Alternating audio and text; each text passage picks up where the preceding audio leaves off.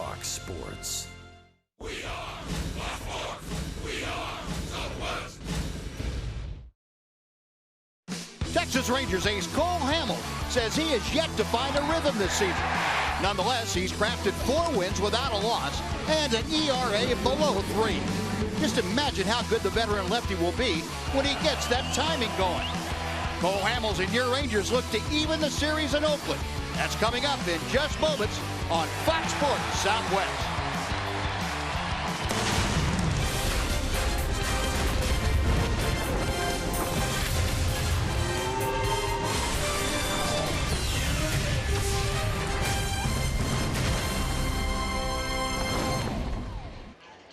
Texas Rangers baseball is presented by AT&T High-Speed Internet.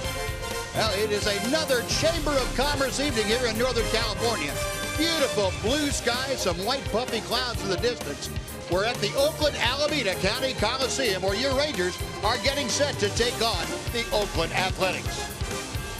And welcome in, everyone, along with Tom Greaves, Steve Busby. Glad you could join us on this Tuesday night of Ranger baseball. Thanks for staying up late with us. Hopefully the Rangers tonight will get back on the winning track and provide you some entertainment in the late hours back home. Well, tonight, Cole Hamels back on the hill, and he has been unbeaten in his last 16 starts. Well, he's 11-0 in those 16 starts, Buzz, and it's kind of funny when you say unbeaten in his last 16 starts, and then you hear him say, well, I haven't found my rhythm yet this Right. year. Eventually, he will find that rhythm. His last start, he didn't walk a batter, he struck out 9, but he couldn't finish 6 innings. So I guess if you could say one thing, he hasn't been as consistent as you would expect him to be, as he would expect himself to be within the strike zone, throwing the quality pitches that we expect he will. Yeah, Cole's expectations are a lot higher than ours are for him, which is saying something, because Cole could really pitch when he gets it going, and he knows what that feels like. He's done it many, many times. So he's on the hill tonight. He and his Ranger teammates getting set to take on the A's here in Oakland. Starting lineup for the first pitch when we come back on Fox Sports Southwest.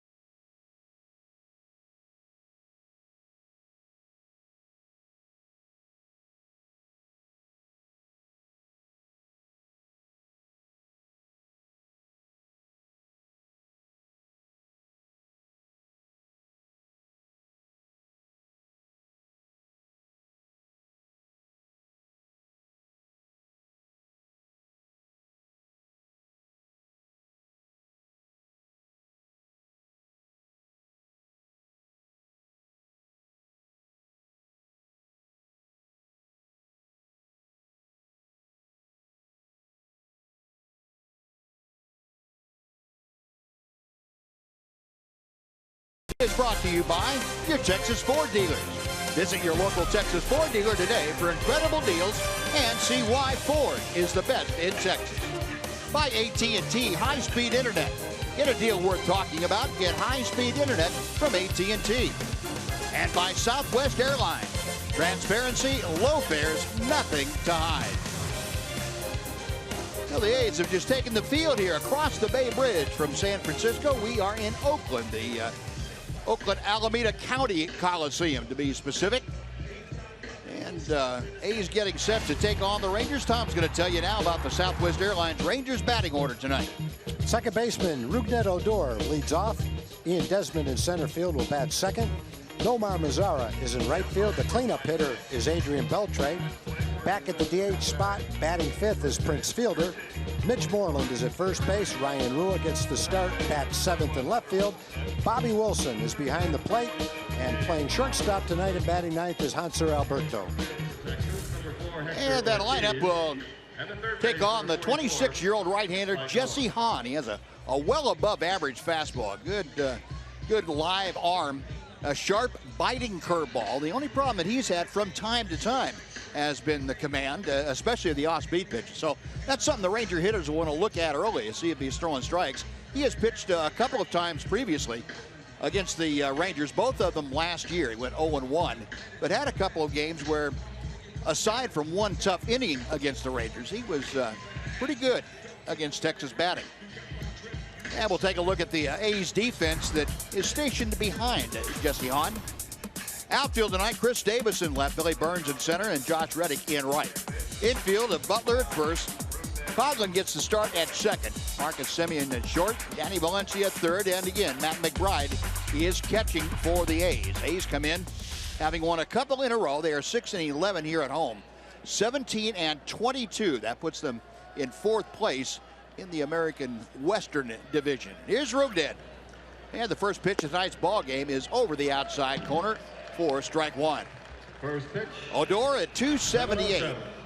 7 home runs, 21 driven in. Rougned, for whatever reason, has been slumping a bit of late. Last 5 ball games, he's only had a couple of hits. And that pitch makes it 1 ball and 1 strike. Odor just 2 for his last 22 times at the plate. And that was right on the heels of 5 consecutive multi-hit games. Well, that's one of the things about baseball to make you scratch your head. If you start looking for answers, there may not be one. It's just the cycle of things during the baseball season. Scott Berry calling the balls and strikes tonight. The crew chief Jerry Lane at first. Hunter Wendelstedt at second. Gabe Morales is down the line at third. Those are your arbiters here this evening. And the next pitch is on the inside corner, 2-2. Haven't been many at bats for Roogie, where he's taken 4 straight pitches. Showing a little patience tonight. Might that have been suggested to him? Maybe Anthony Poser or something to see if he can get things turned around. Towering fly ball that'll stay in play. Josh Reddick near the line in right field puts it away for out number 1. Would that be a good way for a young player like Odor to maybe help himself out? I think one thing that Roogie has to be careful of is when he gets in a little bit of a slump, that he doesn't expand the strike zone and get over anxious. So in that respect, that was a good at bat for him. He still got a good pitch to hit on the 2-2 pitch and just barely got underneath it, hit it straight up in the air. But he had a good swing at it, waited, got a good pitch, and saw 5 pitches in that at bat. So yeah, I think that is a way that you can avoid prolonging a slump by helping the pitcher out. Pitcher, when he knows that you're doing that, he's going to give you a pretty good chance to swing the pitches out of the strike zone. Yeah, you're right. And you have to show him that you won't swing at him. No, Odor with the first out of the ball game. Ian Desmond taking strike 1. Desmond again batting second in the order. And he gets jammed, a little looper into right center field. Going out is the second baseman, Coughlin. He can't get there. And Ian Desmond, a 1-out base hit is aboard for Nomar Mazara. Batting in the third position, right fielder. Hans got a good fastball and pretty good movement on it. Ran that one in on the fists. But Ian was able to muscle it for a base hit. Hans 6'4", with his socks showing and the stripes on him. He looks like he's about 7'2". I love their socks. So that's a good look. Only guy wearing them like that with the stripes on him anyway. A 1-on-1 out. Mazzara takes the first pitch in at the knees for strike one. Crisp and Burns wear their pants up, but I don't see the stripes on them like Hans is displaying. They look like they have just solid green socks out there. Yeah. On socks, throwbacks to the That look great. 70s. Yeah, they're the solid green stirrups. Yeah.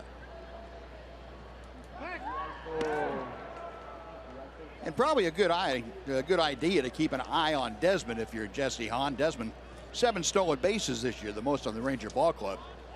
And for the month of May, Rangers have been running, and successfully so. They are second in the league with 14 stolen bases, or I should say in Major League Baseball with 14 stolen bases, just one behind the Houston Astros. Low and inside, 1 ball and 1 strike to Mazzara. Nomar, as you noted, a .303 average. 4 home runs, a dozen RBI. Nomar took an 0 for last night. One of only 4 that he's had since he came to the big leagues. Last 5 ball games, a .316 mark for Nomar.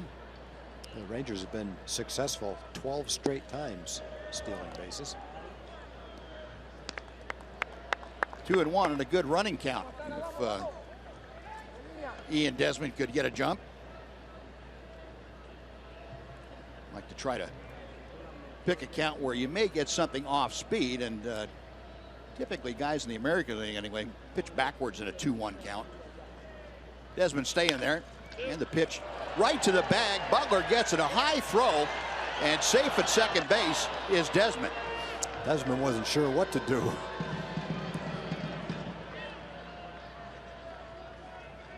Pretty good job by Butler. That's the second time now in this in the 2 games that Butler's made a pretty good play at first. Now, this is a hard hit ball that he catches, steps on first, and throws high to second. Desmond's not sure exactly what to do. He goes in standing up, but he's able to keep his feet on the base and go in safely. Yeah, Butler last night, that ball that he caught that Manaea bounced to him, that might have been a game-saving play at first base. That was not an easy pickup either. Adrian Beltre taking strike one. Beltre, 274. He's the team leader still with 26 runs driven in, 6 home runs, 1 behind Rougned Odor for the most on the club.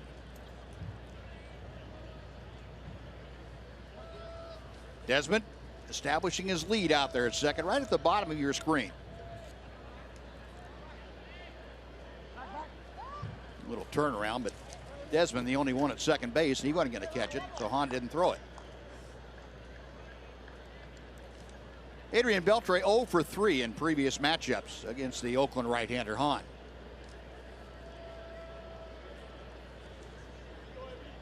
Long hook in. Hahn set, and Beltre waits. Sharply hit ground ball. Semien, nice play in the hole. A 1-bounce throw, and he got it. Nice catch and throw by Marcus Semien just to get Beltre by a half step. No runs a hit, 1 man left after half inning of play. Rangers nothing. A's coming up.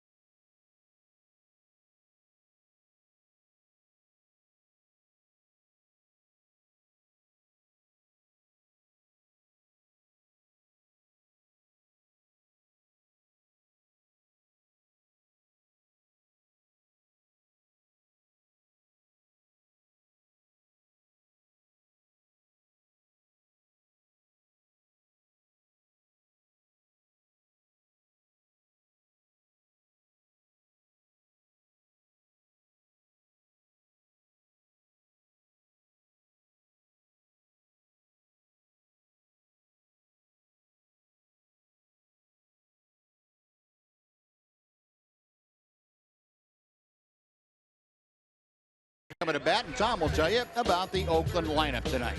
Coco Crisp is leading off, followed by Billy Burns. Josh Reddick is in right field. He's batting third tonight. Danny Valencia, who's been pretty hot lately, is at third base. Chris Davis is in left field. Billy Butler is at first base again. Marcus Semien hit his 10th home run last night, tied for 5th in the American League. He's at shortstop. Chris Coughlin is at second base, and the catcher batting ninth is Matt McBride. And Cole Hamels, the 32-year-old left-hander from San Diego, on the hill, making his 6th start. He is 3-0, a 3.30 ERA, as he misses inside the crisp, and it's 2-0. 30 innings of work for Hamels this year, a 252 opponent's batting average with 27 strikeouts in those 30 innings. Hanser Alberto at short. Handles the first ground ball hit his way. Flawlessly done for out number 1. And let's take a look at the rest of the Ranger defense, delivered to you tonight by DeMontront RV. Outfield, Ryan Rua back in left field this evening. Desmond and center, Mazzara in right. Moreland back in the lineup at first base. Odor at second. Hanser Alberto, as you saw, at shortstop. Adrian Beltre at third. Bobby Wilson again behind the plate. And Cole Hamels is on the hill. Jeff Bannister's ball club comes in at 22 and 17. They are percentage points behind Seattle in a virtual tie for first place. Won 7 of the last 10, and Rangers, with their loss last night, now 8 and 10 away from Globe Life Park in Arlington. Well, a saw-off job. Beltre right on the line. A strike from down under for Beltre. My goodness. Yeah, he wasn't sure how much time he had with Burns running. Burns is a good runner, but he got rid of it so quickly and accurately that Burns was out by 10 feet. That guy Cole ran something with cutting action right in on the fists. Wasn't hit very hard, and Adrian had plenty of time to make the play. Made it look simple. How in the world he does that, I have no idea. Pretty good arm strength to get it over there Sure that fast is. from that far away, from that arm angle. And running the other way. Yeah. Here's Reddick. Pitch inside to him. 2 balls, no strikes. Reddick, a 3.16 average with 4 home runs, 17 driven in, and 2 for 2 in the few matchups against Hamels. There's a strike, 2-1.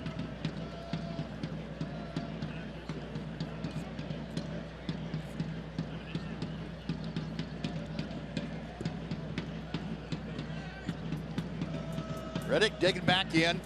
He has been on a pretty good roll for the last couple of weeks. 3-1. Reddick in the last 11 ball games now, including last night, hit just under 500, 486, with 5 multiple hit games in that streak. 3-1 to him. Hit well to left field. Rua turns back to the wall and makes the catch just before he bumps into the padding. Reddick gave it a ride the other way, but Ryan Rua there to take it for the Rangers. 3 up, 3 down with a little defensive help. After 1, no score in Oakland.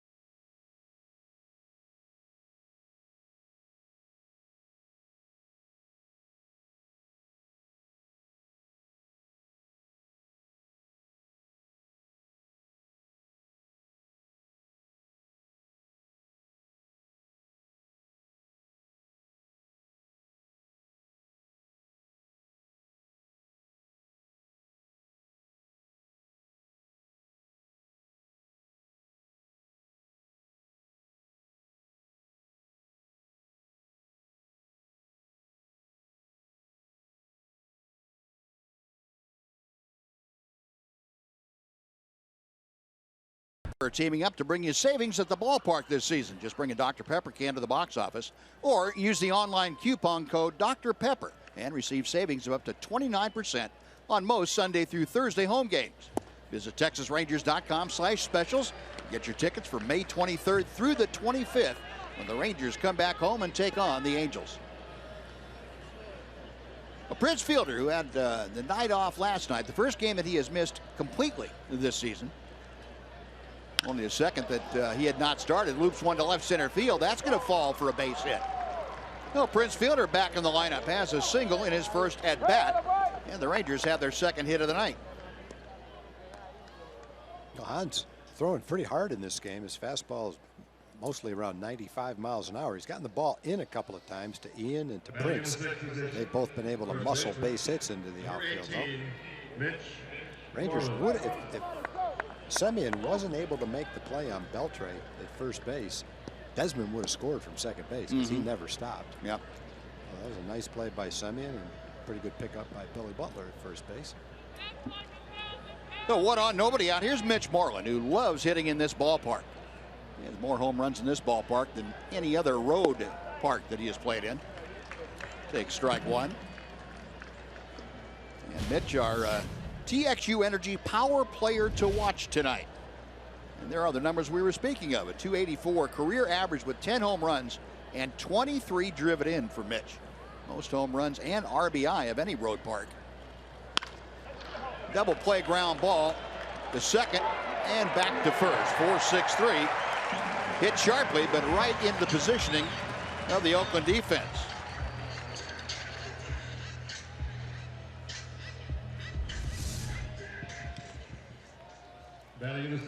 Well, second baseman's playing at double play depth, about halfway, and the ball was hit right to him.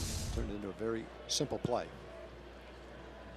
So for the A's, that's their 40th double play turned in 2016. By comparison, the Rangers lead everybody in turning double plays with 57 of them. And Ryan Rua takes down and away for ball one. Chris Coughlin's playing second base tonight. Tyler Ladendorf made some beautiful plays at second base in last night's game. Yeah, those are critical plays, too, that he made. Got him on the fist and a short hop pickup by Valencia. That'll do it. And the Rangers, thanks to the Oakland double play, have 3 up and 3 down on a base hit. Nobody left after 1.5. We are scoreless in Oakland.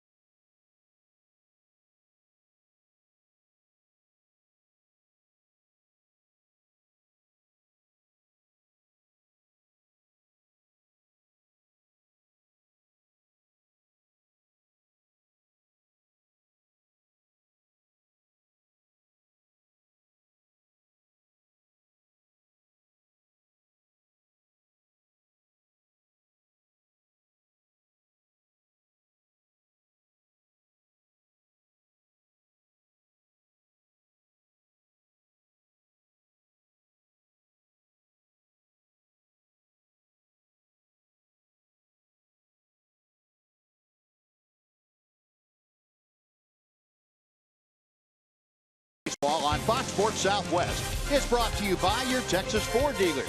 Visit your local Texas Ford dealer today for incredible deals and see why Ford is the best in Texas. A beautiful shot across the bay of the city, San Francisco. And on the East Bay, we are at the Oakland Alameda County Coliseum. He's coming to bat here in the bottom of the second. Danny Valencia leading things off against Cole Hamels. First pitch down at his shoe tops. Valencia, .333 average, 5 home runs, and 10 driven in. He is 0 for 6 in previous matchups with the Ranger left-hander Cole Hamels. 2 balls, no strikes. So far, Cole probably a little upset with himself. He has not gotten ahead of guys the way he would like to and the way he normally does. He's had to work from behind. Now he falls behind Valencia. 3 balls, no strikes.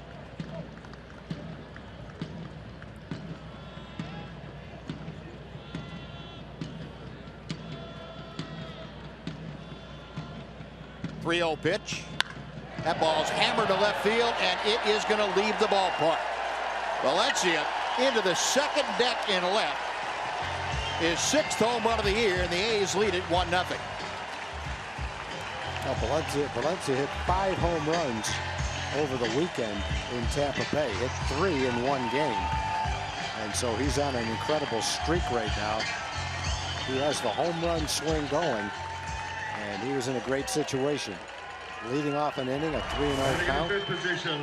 Cole grooves a fastball, 3-0, and Valencia did the rest.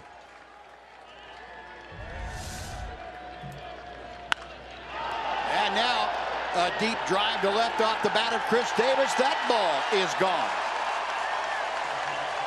Back-to-back home runs by Valencia and Davis on back-to-back pitches, and the A's lead it 2-0. Valencia got a 3-0 fastball. Davis just went up swinging at the first pitch he saw, and he got a curveball, it looked like. And he was able to get the good part of the bat on it, do the same thing Valencia did. Batting in the 6th position. Sure was. Breaking ball first pitch that stayed up a bit, middle of the plate. And the first pitch to Billy Butler is inside for ball 1.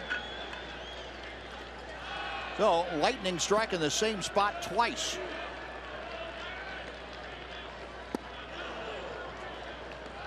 Hamels pulling the string, gets a strike. This is the ball that Chris Davis hit. Nice catch out there by the Oakland fan. Brought his glove. Got a kiss to boot. 2-1 as the pitch is inside to Butler. Billy Butler, a .224 average. He does not have a home run this year. 5 driven in. And he lines one to right center field. That is in for a hit. Cut off by Desmond. Butler aboard. So 3 consecutive hits. 2 home runs, a very well hit single.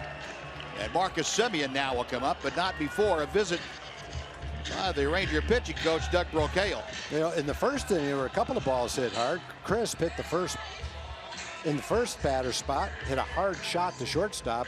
Leading off the game, Elvis turned it into an out, and then Reddick, the last out of the first inning, was a line shot to the warning track in left field.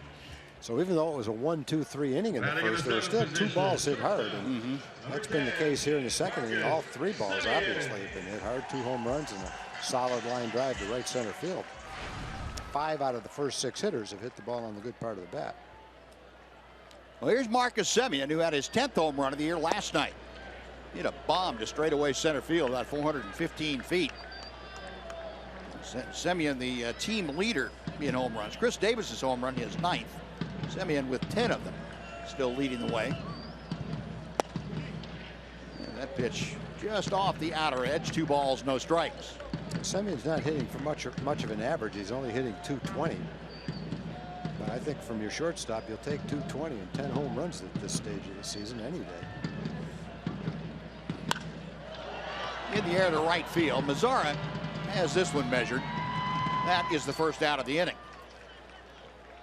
Semien going the other way with no luck. 1 away, Chris Coghlan will come. Batting in the 8th position, second baseman, number 3, Chris Coghlan. Well, Cole Hamels trying to figure something out here. It has been a rough first 7 batters for him. has not been able to get ahead the way he wanted to, and trying to figure out what adjustments to make so he can get the pitches in the proper location so his execution could increase. There's a strike on the inner edge to Coughlin. Coughlin a 174 average, but he does have 5 home runs and most experience of any of the A's hitters against Cole Hamels. 9 for 26 is Coughlin. It's a 346 mark.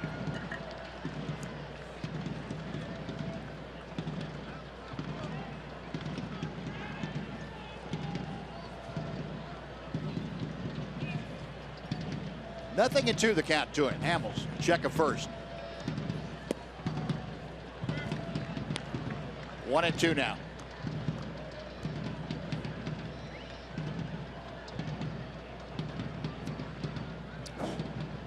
Coughlin last year with the Chicago Cubs. He was part of that team that Cole Hamels no hit in his last National League start before coming over to the Rangers. See the problems that Coughlin has had against left-handers lately. Just 1 for his last 12. 2 balls, 2 strikes. 29 of his 30 starts coming into the game had been against right-handed pitching. Got him swinging. Hamels going upstairs. Coughlin not able to get on top of it. That is out number 2 and the first strikeout for Cole. And catching, number 29, Matt. Might have been a little anger behind that fastball. Well, here's the number 9 hitter stepping in now, Matt McBride, the catcher. McBride, who started last night, 1 out of 6 this time around with the A's, called up on Friday. A's put Josh Fagley, their backup catcher, on the disabled list today. He's been bothered by some soreness, and Matt McBride pops one through the hole on the left side.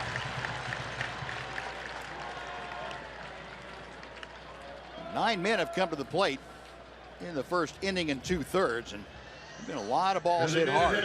6 of them by my count.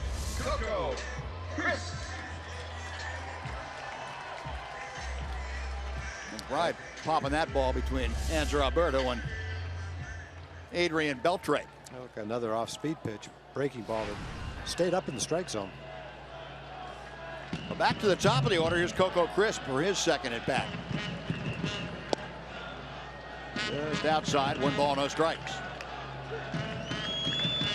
Crisp began things by hitting a 2-hopper right at Hanser Alberto, the Rangers shortstop.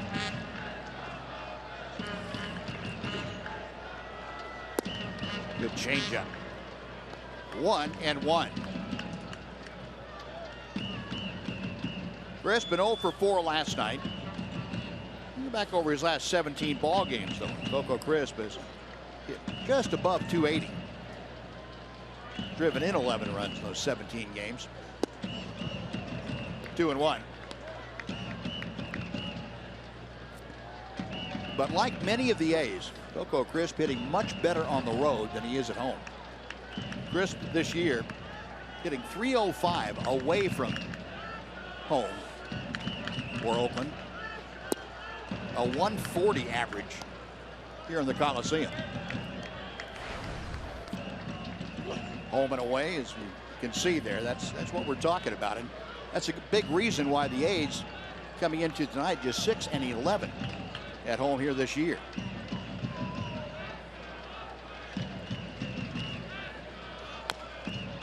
Crisp reaching and taps it foul. Still 2-2.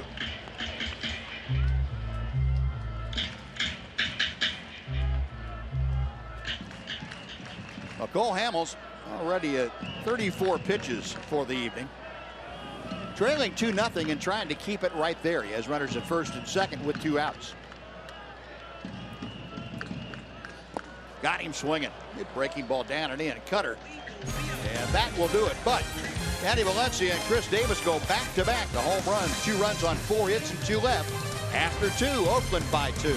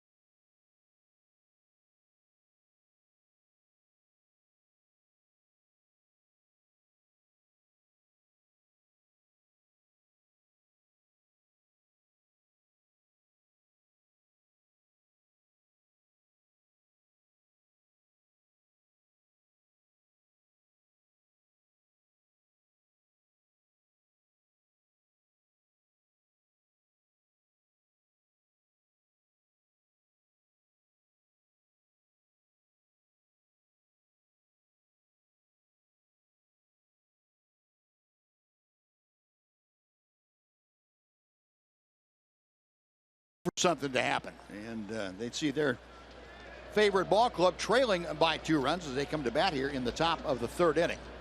Jesse Hahn now with a 2-0 lead to protect. Bobby Wilson, the number 8 hitter, to be followed by Hanser Alberto, and then back to the top of the order for Rougned Odor.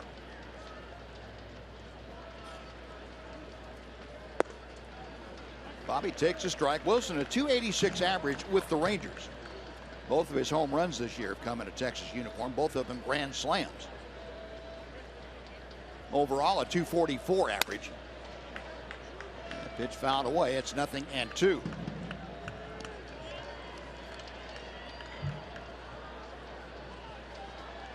Bobby making his 9th start in a Ranger uniform this go-around.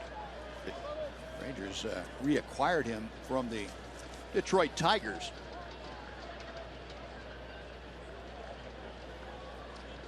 He had played just a couple of games with the Tigers. Started off the year at AAA in Detroit. Leans on that breaking ball, and the count is a ball and 2 strikes. With the Rangers in spring training, and had a pretty good spring. Hit .292. 11 ball games with Texas, and he was acquired by the Tigers for Brian Holiday. That's how Rangers got the TCUX over here. Now they have them both. 2 balls, 2 strikes.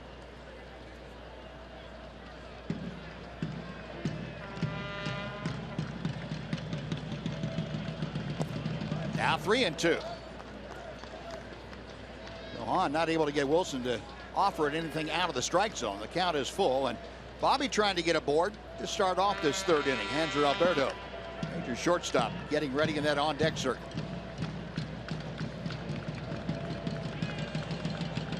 On to the wind, the payoff pitch.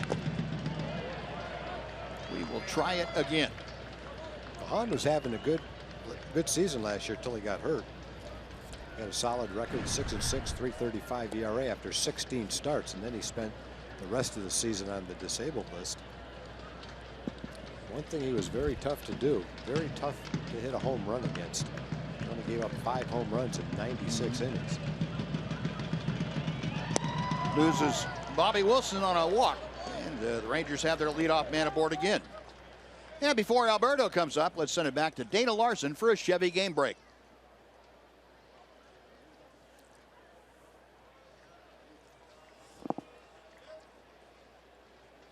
Now batting, shortstop, number 2, Hanser Alberto. All right, Dana, thank you. Well, the Rangers need to get a W here tonight to keep pace with the Seattle Mariners. Andrew Alberto getting the start tonight in place of the suspended Elvis Andrus. Elvis sitting out his 1-game suspension this evening.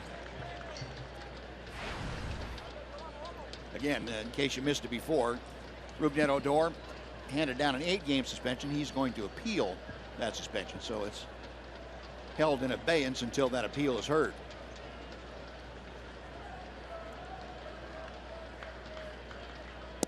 Way outside and low, and it's 1 ball and 1 strike. Alberto, a 154 average. Hands are now making his 8th start of the year, his 4th at shortstop. Started in every infield position for the Rangers this year.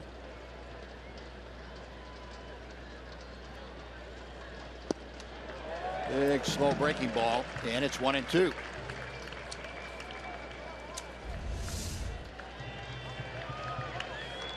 Well, Hahn has a big curveball. It takes a lot off it too. His fastball, at least in this game so far, is 93 to 96 occasionally.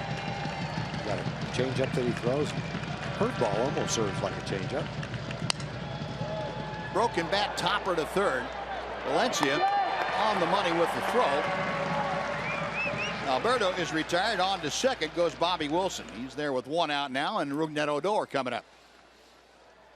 He's been able to get the fastball in through the first 9 hitters. After that slow curveball, that pitch coming in tailing toward the fist at 96 miles an hour is tough to get the good part of the bat on.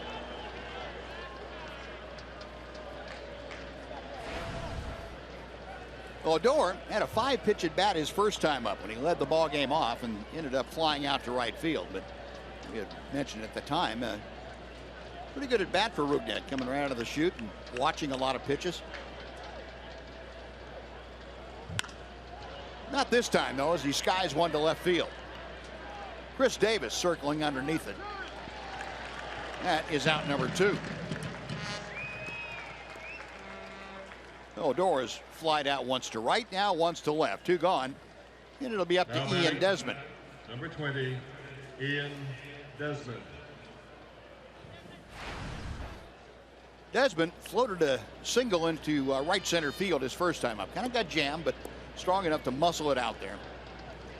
So Ian extending his hitting streak to 4 straight ball games now. He has gone 6 for 14 over those 4 games.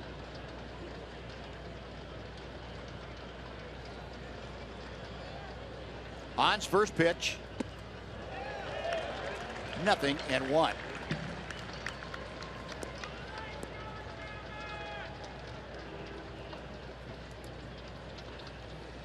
Desmond had a 1 for 4 night last night.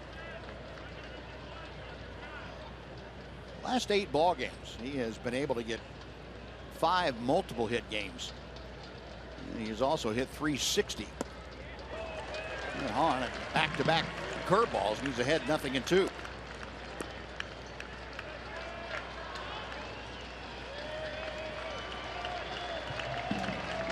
He's been doing a little soul searching. Reach into that memory bank and see if he can pull out the right adjustment.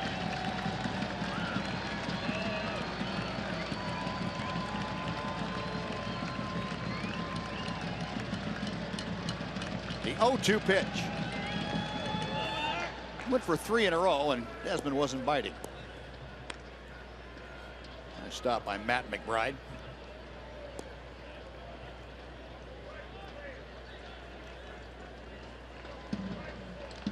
Rangers as a team this year, 257 mark. That's good for 4th in the American League. 2nd in runs scored still, with 180 coming into play tonight.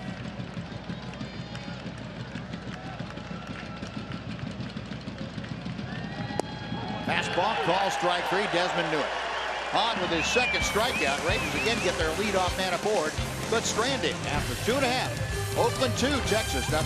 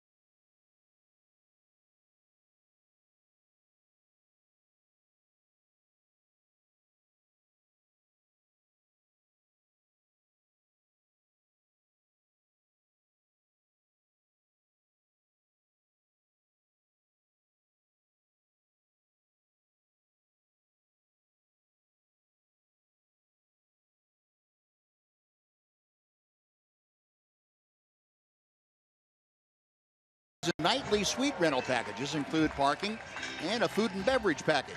Just visit TexasRangers.com/suites, or you can call 972-RANGERS for more details on how to reserve a suite just for you. Now, some Ranger fans in attendance here tonight and trying to root their ball club onto a victory, but right now it's the A's leading Cole Hamels and the Rangers 2-0. Billy Burns starting things off, and Hamels missing low and inside for ball one. Burns out on a very nice play by Adrian Beltre first time up. Burns got sawed off by Hamels' pitch inside, and Beltre had to go across the line to grab a solely hit ball. Boy, there's another nice play. This one by Hanser Alberto with Burns' speed. Hanser had to charge that, had no chance to wait back for the good hop, and made a nice play. Yeah, he didn't get a really good hop. You see him have his glove out in front of him and scooped it right in the center of his pocket. Made a very nice play. We've talked about Hanser a lot. 2 years ago, it might have been. He was voted the best defensive player in minor league baseball. So he can play some shortstop. Yes, he can.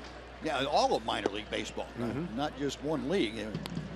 Best defensive player overall in the minor leagues. A one out here, Josh Reddick, who lined left field his first time. 1 ball and 1 strike now.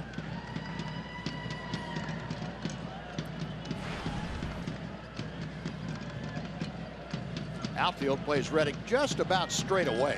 Infield slightly around a pull with Rougned Odor. Now maybe splitting the difference between first and second. Hanser Alberto shading slightly up the middle. 1-2 pitch.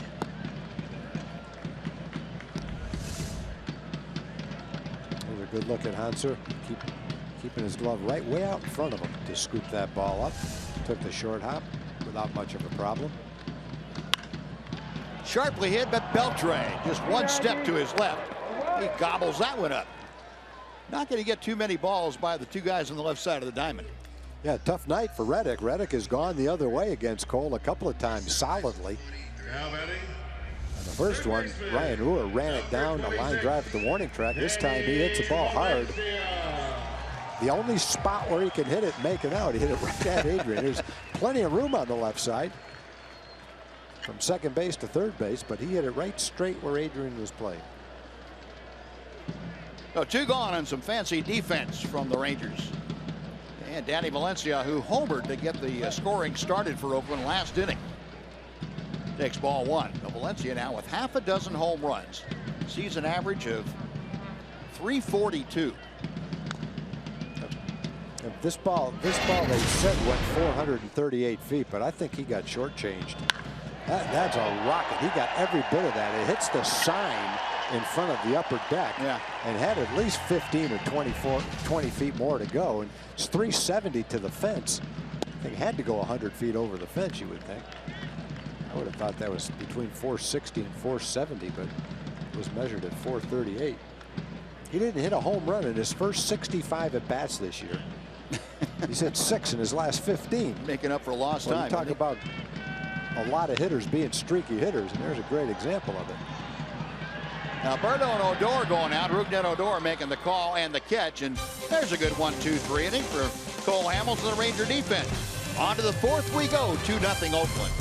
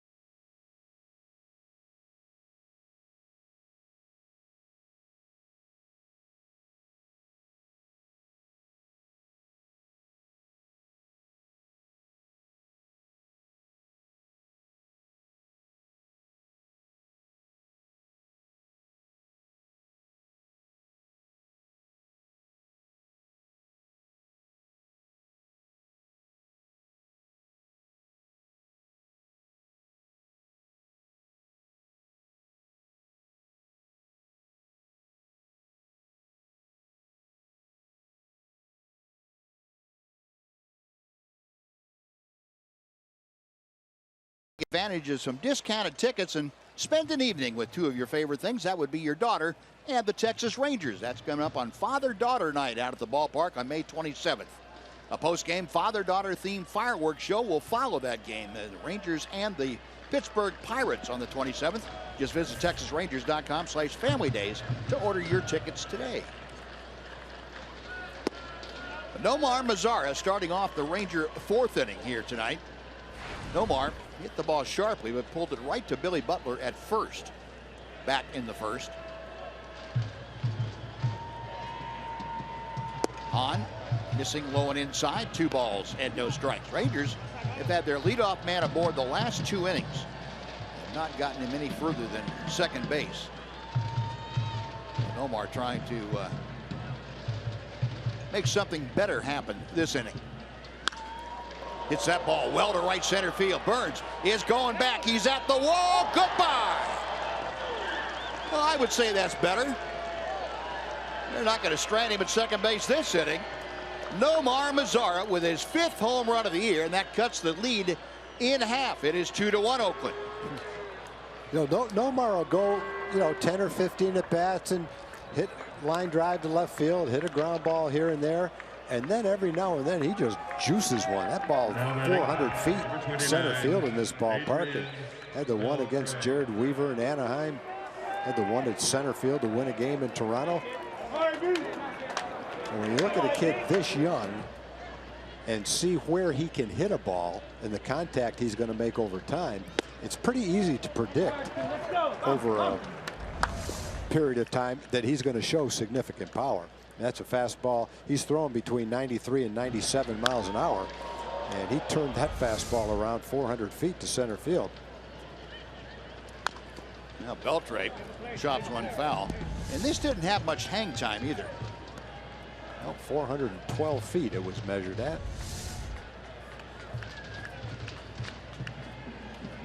You're talking about a kid that's 21 years old, just learning who the pitchers are and what they throw. Yeah. And he's hanging in there trying to make some contact, but every now and then he launches one. Beltre drives one to deep center field. Whoa. Back goes Burns. Goodbye. That's in the camera well. Well, the A's went back-to-back in the second, and Mazara and Beltre say, we'll see yours, and how about one of ours? Now, Jesse Hahn through 3 innings was dealing. Wasn't striking. He only struck out 1 batter, but he was throwing 97 miles an hour with a good curveball, mixing them up. Rangers weren't doing much. 2 soft bloopers off him for hits, and they start the 4th inning with 2 400-foot-plus bombs to left center and right center. And Adrian went down to a knee that time. He did. He did. That almost got the camera guy. That one was 429. Now Prince Fielder shoots one right back up the middle. He's 2 for 2. Well, the Rangers came to life. There's a hanging curveball. Look at that. How can you hit a ball 430 feet on one knee? Watch out, camera guys. Look out, guys. Didn't phase him. Very experienced camera folks. Well, Beltre with his 7th home run of the year. He has caught Rougned Odor for the team leadership. Nomar Mazara with his 5th, and Prince Fielder with his 2nd hit of the night. He is aboard, so 3 consecutive hits, and it is a carbon copy of the A's 2nd inning. Adrian's probably happiest about hitting that ball on one knee. I think he derives a great deal of satisfaction out of that. And Moreland shoots one up the middle. But whatever he was doing the first 3 innings, he's not doing right now. And Prince Fielder was stopping at second, but a bobble out there by Burns, and Fielder turned on the jets and got to 3rd. All you got to do is give the big guy one little opening, and he'll take that extra base. He will. Now we'll go back to Adrian Beltre's swing. Look at that, down on one knee, hit at 430 feet. There's where it hit. Right there. No doubt where it hit. Wow. Right next to the beacon. This is just an amazing turnaround through 3 innings. You're looking at Jesse Hahn thinking, man, how could this guy spend any time in the minor leagues on this staff? Well, that's what Kurt Young's out there to find out. The pitching coach that wanted to go out there and see who climbed into Jesse Hahn's uniform. Starters for the A's are 5 and 14 with a 7.47 ERA for over a while. So when you see a kid like this come up throwing 96 miles an hour, mowing them down through 3 innings, you begin to wonder how he spent any time in the minor leagues. And then all of a sudden, home run, and a couple of ropes. Rangers just had to see him one time. Second time through the lineup, it's been a little bit different story.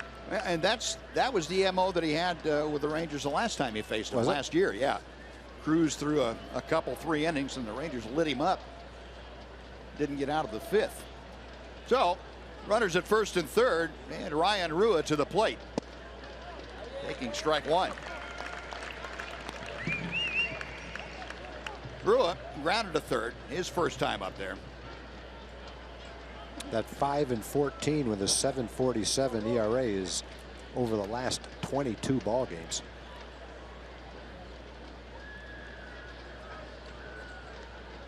On a belt high set. Chopper out to short. They're going to turn 2, and it looks like they do, but Fielder in to score. And on the double play ground out, Prince Fielder gives the Rangers the lead. It is 3-2 Texas. Well, Prince taking the extra base, stole a run. Now batting, number 6. He's had the little bit of a misplay in center field. Prince hustling all the way, took a turn, saw that he could make it. Then on the double play, he scores. Oh, base is empty now. Bobby Wilson, who started off the 3rd inning by walking, now facing Hahn with the bases empty and 2 outs. Down in the count after the foul ball at 0-1.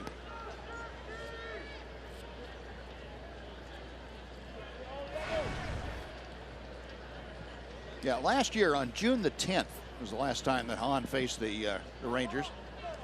Had a 1-0 lead after 2 innings. The Rangers, though, set 9 men to the plate in the 3rd and scored 3 times. They have done that here in the 4th tonight. No balls, 2 strikes.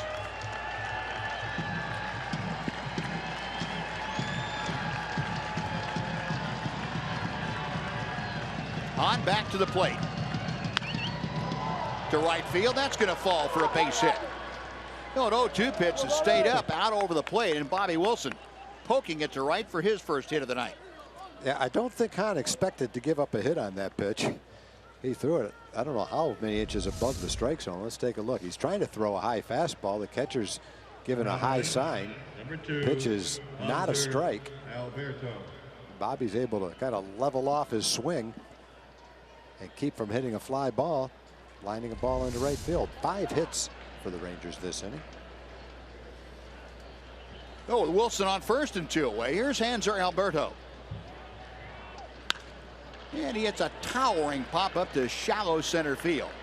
Simeon backpedaling and makes the catch. The shortstop handles it. That'll do it. But Rangers get 5 hits, scored 3 times. There was also an error. We'll go to the bottom of the 4th. It's now the Rangers 3 and the A's 2.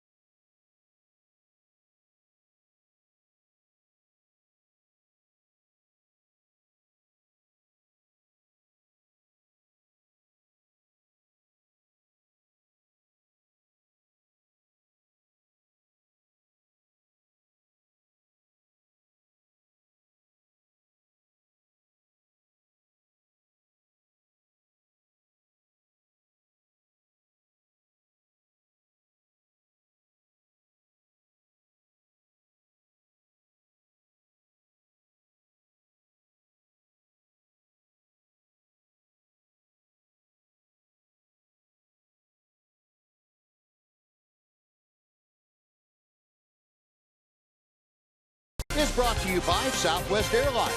Transparency, low fares, nothing to hide. And by Mazda. In every car we make, you'll see why driving matters. Now, an interesting turn of events here in the Oakland Alameda County Coliseum. Nomar Mazara got the Ranger fourth inning started with a home run. Adrian Beltre said, I see your home run. I'm going to do you one better. Back to back. Rangers added one more and now have a 3-2 lead as the A's come to bat with Chris Davis starting things off. We'll see if Cole Hamels, who had a 1-2-3 inning in the third, can give them a shutdown inning. Davis launched a long home run to left his first time up. Right on the outside corner. That's a good combination. Curveball for a strike and a perfect changeup. I don't think Chris Davis would agree with your assessment, but no, I think he'll call the first one a strike. The second one, he's probably going to call a perfect ball, not a perfect strike. That's a perfect strike. And you come back with a fastball up and in, and Chris Davis made very quick work of by Cole Hamels. Yeah, that's throwing the ball where you want to. Start him off with a breaking ball, a changeup down and away, and then get him to swing at the high fastball. 3 good pitches, good at bat for Cole. He's retired 5 straight with a couple of strikeouts. Yep. High and tight, low and away. The old scouting report. That'll work. Pretty much works for everybody. I think that's one of the first cliches I ever heard in baseball. Yeah, I agree. Billy Butler had a base hit right up the middle his first time. Butler pretty much in a platoon role now, getting most of his starts, almost all of his starts, against left-handers. And the A's had gone, most of the previous 35 ball games, they'd only had a couple of left-handers start against them. Billy Butler hadn't had a whole lot of consistent work at the plate during a ball game anyway. Getting a lot of batting practice in, but that doesn't exactly keep you in tip-top shape. Low and inside. Count goes to 3-1. This is not a typical night in Oakland, really. It's warm, beautiful day today. A little bit of a breeze kind of drifting out. And I'm not saying none of the balls hit today would have been home runs anyway, but it's a lot harder to hit them out generally in center field than what we're seeing today. Billy Butler draws a 1-out walk. So all of a sudden, Cole Hamels back to missing just a little bit. 1 on and 1 out. Quick reminder, MLB is back on Saturday with the return of Baseball Night in America. The battle for the Silver Boot continues when your Rangers take on the Astros starting at 6 o'clock on Fox. Or you can watch it live on Fox Sports Go. That series will begin on Friday night. Rangers with a trio of games down in Houston. Marcus Semien takes a well-placed fastball for strike 1. Semien flight out to right field. Back in the second inning. 1 on, 1 out. And right between Beltre and Alberto in the left field, Semien with a base hit. Butler stopping at second, 2 aboard. Chris Coghlan coming up. Well, not a bad pitch.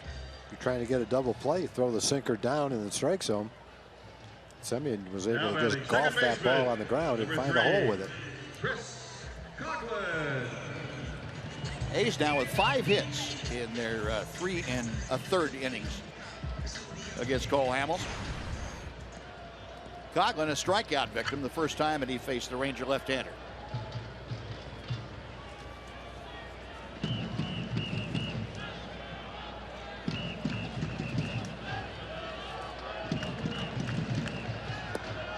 One ball and no strikes.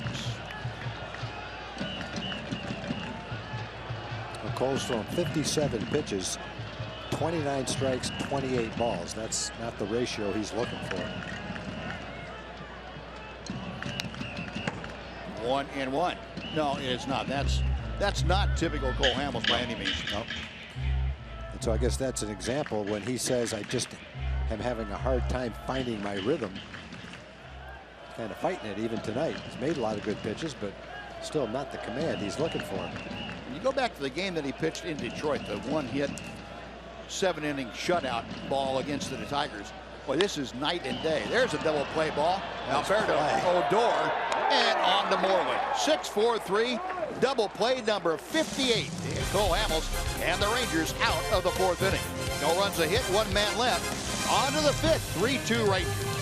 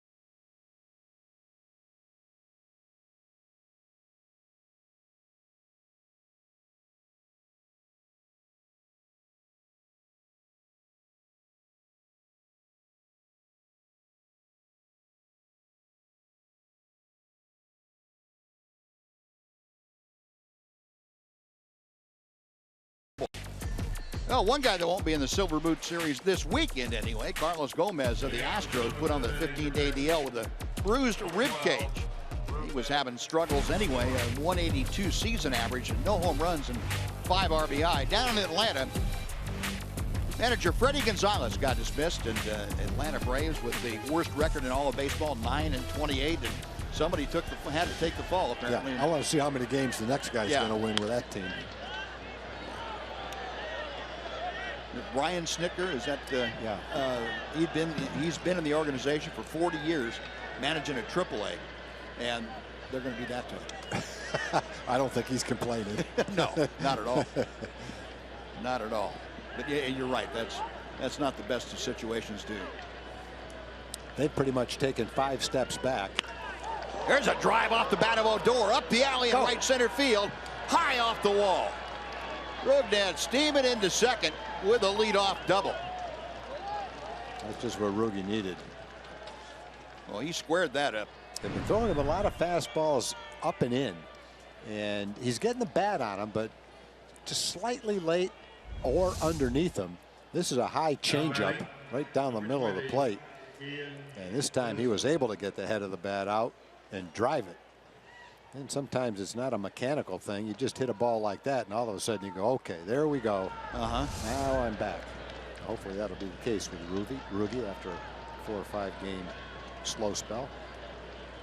Yeah, the 4th straight inning now. The Rangers have had their leadoff man aboard. They were able to capitalize last inning. See what Ian Desmond can do here. He takes ball 1, low and inside.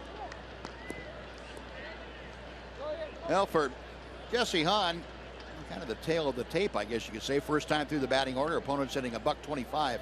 Second time through, .353. And you keep going on that, there won't be a third time through. .273 the times he's gotten into the third part. Off the fist, that'll get Odor over to third. Good job by Desmond to move Odor on the ground out. He goes 4-3. But Ian Desmond will get congratulations from his teammates as he heads back to the dugout. Well, when Jeff Bannister talks about Ian Desmond and says almost every time the only thing he cares about is winning, there's an example of what he's talking about. He's not, I mean, he's trying to get a base hit, but he's trying to get a base hit on a ground ball to right field. He's moving the runner, number 1, and he's happy. He's happy with the 0 for 1. Yeah, if you're going to make it out, at least have it be productive. Yep. He believes in that and executes it well. Well, here's Nomar Mazara, who homered to almost straightaway center field his last time up. And our AT&T high-speed internet replay for you. That last at bat for him, boom. Well, he touched one off to almost dead center field. 415 feet or whatever it was, with no hang time. Fouls that next pitch off to the left. And very quickly, Hahn with the advantage in the count. No balls and 2 strikes. All 5 of Nomar's home runs have been solo home runs. And he has 4 sacrifice flies, which at this stage of the season is the most in the American League. So he'll be trying to get the ball up in the air and get another one right here, pick up this run. A's infield pulled all the way in. Hahn working from the windup. Little pop-up. Trio of A's in pursuit. Valencia, the third baseman, able to make the catch as he slides right in front of the A's dugout. A nice play by Danny Valencia to use that massive foul territory to his advantage. That's a nice play. He slides to keep from running in the dugout and is still able to make the play. Very nice play. And you can tell that Hahn is trying to pound Nomar in with his fastball. Tried that leading off the 4th inning, and Nomar hit a home run to right field. This time he does get the ball in, and the result is a lazy pop-up and a beautiful play by Valencia. See that on the highlight films tonight anytime you want. No, 2 gone. Here's Adrian. 0-1. Beltre down on a knee, hit an off-speed pitch 1.5 miles into the camera bay in center field last time up. His 7th home run, now 27 RBI. Average just a couple of ticks below 280 as he looks at strike 2. Exact same pitch. Can't even see pitch number 1 because number 2 is right on top of it. Oh, there it is, a little bit lower. Missed it. It's a ghost pitch. It's a ghost pitch. All I can see is the outside of it. The 1 is on the frame of the strike zone. Sharply hit off of Hahn's glove, but deflects right to the second baseman Coughlin, who throws out Beltre. Well, the Rangers get a leadoff double, but Hahn able to work around that. We'll go to the bottom of the 5th inning. Cole Hamels taking a 3-2 lead to the mound.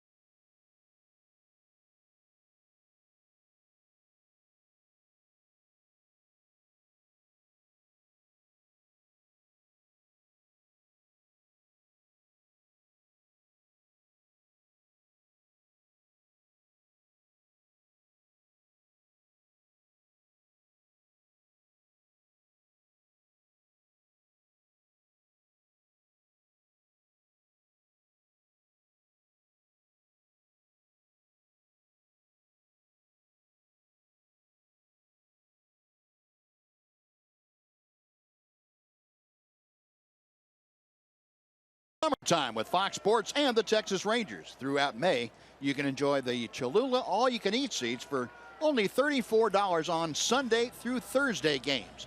Enjoy the Cholula seats and get the best view of the brand new scoreboard out there in left field. The video board, brand new. Go to TexasRangers.com/specials. Use the coupon code FSSW Summer. Get your tickets today.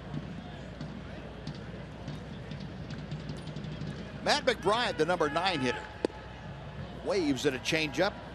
no balls and 2 strikes. McBride had a base hit through the left side his first time up. Rangers 3 runs on 8 hits tonight. They've done all the damage the last couple of innings. A's 2 runs on 5 hits. They've committed the only error, and it led to the 3rd Ranger run.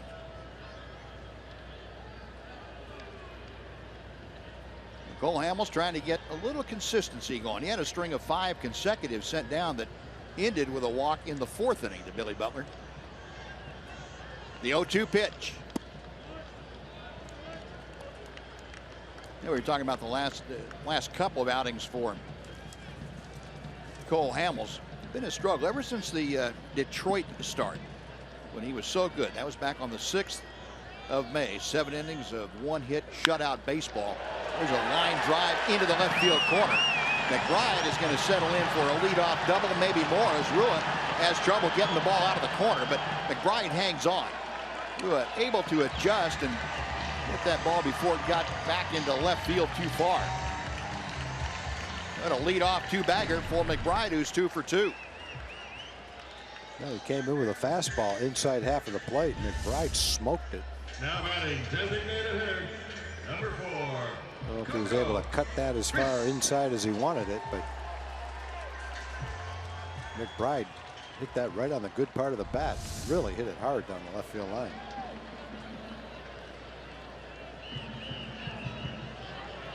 Second time tonight that the A's have had their leadoff man aboard. The other time was Danny Valencia, who got on but didn't stop at any bases. He kept on going as he hit a home run. Same kind of a situation that the Rangers had last half inning. They had Rougned Odor lead off with a double. Ian Desmond got him over to 3rd with 1 out, but they were not able to score. Now Coco Crisp trying to do what Ian Desmond did. That's at least advance Matt McBride. Crisp 0 for 2 tonight with a ground out and a strikeout. And a good job right there by Hamels to pitch inside to him. Really jammed Crisp. And an easy ground ball to 3rd. And that is going to be out number 1. Billy Burns coming up. Before he does, let's send it back over to Dana Larson for a Chevy game break. Now batting center fielder, number 1, Billy Burns.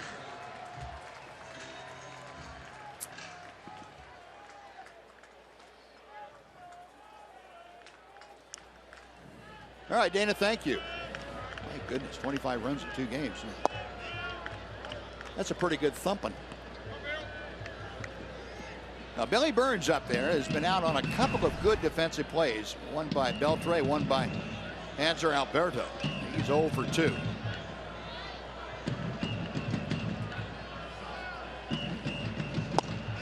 Good fastball right at the bottom of the strike zone. 0-2.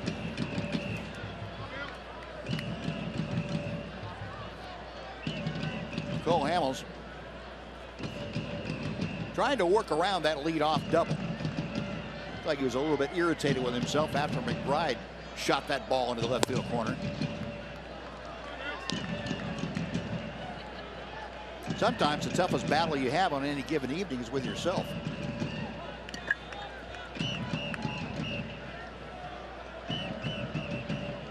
One-two pitch. Call strike 3. Just threw him all fastballs, but he located him. Yep.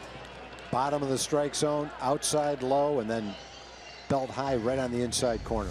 Paralyzed him. Now batting right fielder. That'll be one of the few at-bats this year where Burns takes 3 fastballs and strikes out.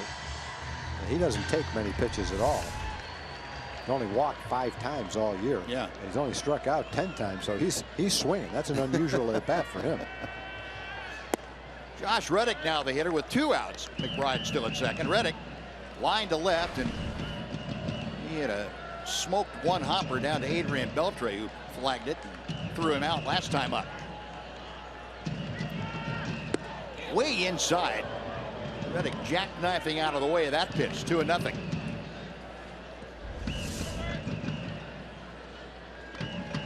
Reddick's hit the ball hard twice. Once a line drive to left. The other one a hard ground ball. He was going to have a hard time hitting that one hard. Almost hit him hard. Well, Cole making sure that that was not within his reach. Pulled right down the first baseline, foul. And just foul. Jerry Lane is right on top of that one, boy. He kept his eye on the ball. Good call, Jerry. Watch the first base umpire. He's staring right at that ball.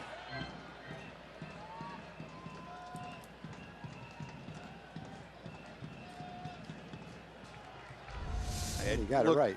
Yeah, it looked a little more foul on the replay than it did from up here anyway. Yeah, pretty close. No, 2-1. Reddick back in the box. Hamels peering in for the signs. Now time called. The way that Reddick has hit the ball off Hamels, Cole might be thinking, well, I've got first base open, and even though there's a right-handed hitter on deck, pitching from behind to Reddick, not a whole lot of fun, and you don't have much of a margin for error the way he's taking the ball the other way. Cole is almost forced to throw inside to him, keep him getting the arms extended. Well, when you do that time after time, there's not much of a margin for error. See how far Reddick is off the plate, which only increases the problem. 3-1.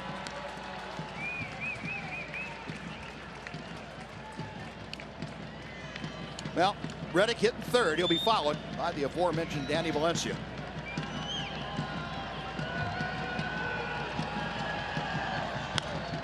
Popped him up. Beltre, and again, the foul territory coming into play. That's not even halfway to the stands. Good pitch on 3-1 to get Reddick, and he works around the leadoff double. Hamels does it very nicely. After 5, Rangers still lead by 1.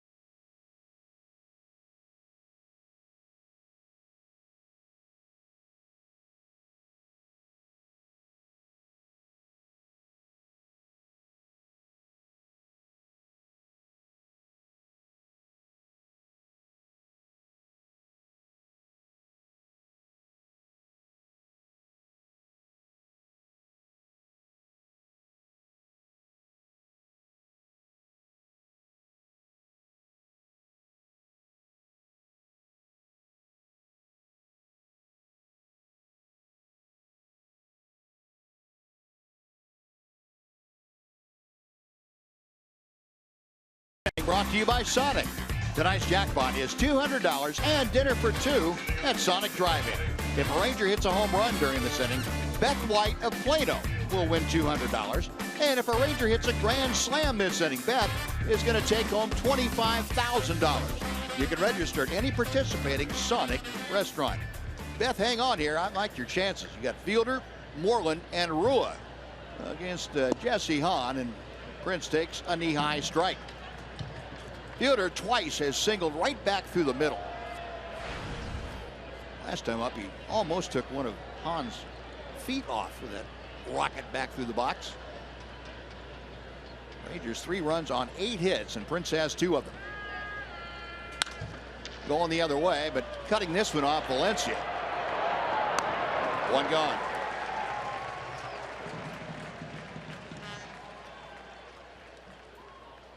Next will be Mitch Moreland.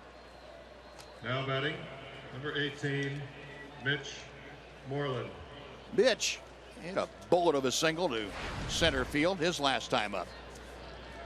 .354 average for the year with 4 home runs, 16 driven in. Mitch now with at least one hit in 12 of his last 13 games in this ballpark. Or excuse me, against the A's. Probably in this ballpark too. He's just gone crazy here at Oakland. We showed you those numbers before. 13 RBI last year. That's the most he has had against any opponent last year. 2 balls, no strikes. He's also hit some long home runs here that I can remember. On back to the plate. Got pretty good wood on that, but sliced it foul back down the left field line. 2-1. For Mitch, 10 of his last 25 hits have gone for extra bases. He's getting that slugging percentage up. .417 when he started tonight, going up a little bit. 2-2.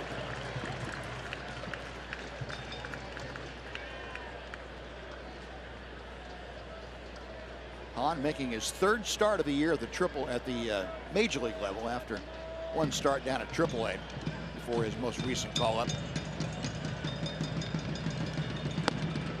3-2. So with 1 out, Mitch trying to get aboard. Ryan Rua, the Ranger left fielder, is next.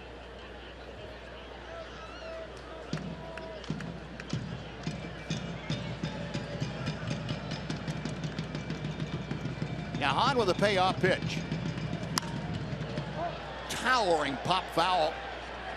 Valencia just crossing over the foul line, makes the grab, and that is out number 2. Well, folks, you know them and you love them. The red, the green, and the blue dots from the Texas Rangers dot race. This season, collect all 3 dots in a limited edition bobblehead series presented by Nitto Tires. The blue dot is the first one of the series. It'll be given away to the first 15,000 fans on Sunday, May 29th. Rangers take on the Pirates in interleague play. Well, log on to TexasRangers.com. Get your tickets for the blue dot on the 29th. Rua off the fist, deep in the hole. That's going to be a base hit. Even though Semien made the throw, Ryan Rua aboard. Well, Rua gets his first hit of the night. That's the 9th hit for the Rangers. Now batting, number 6, Bobby. Hahn made another pretty good pitch. Ran the fastball in on his fists. Each pitcher has had 1 bad inning. For Hahn, it was the 4th. 2 home runs and 3 singles. Yeah, Hahn went through a stretch of 8 hitters where he gave up 6 hits in all 3 runs. Other than that, he's been, as you said, Tom, he's been pretty good. Yeah, after the double by Ruge, he pitched well in the 5th inning. Rangers had a great chance to add an insurance run, and he snuffed out that opportunity. Well, Bobby Wilson poked a single to right field his last time up. He is 1 for 1 tonight, a walk also for Bobby. Season average with the Rangers now at .310. Rua, a modest lead at first. That ball's hit well to center, but Burns backing up has room, and that will do it. The 2-out single by Rua to no avail. Rangers strand a runner. We're going into the bottom of the 6th. It's still the Rangers 3, the A's 2 on Fox Sports Southwest. It's the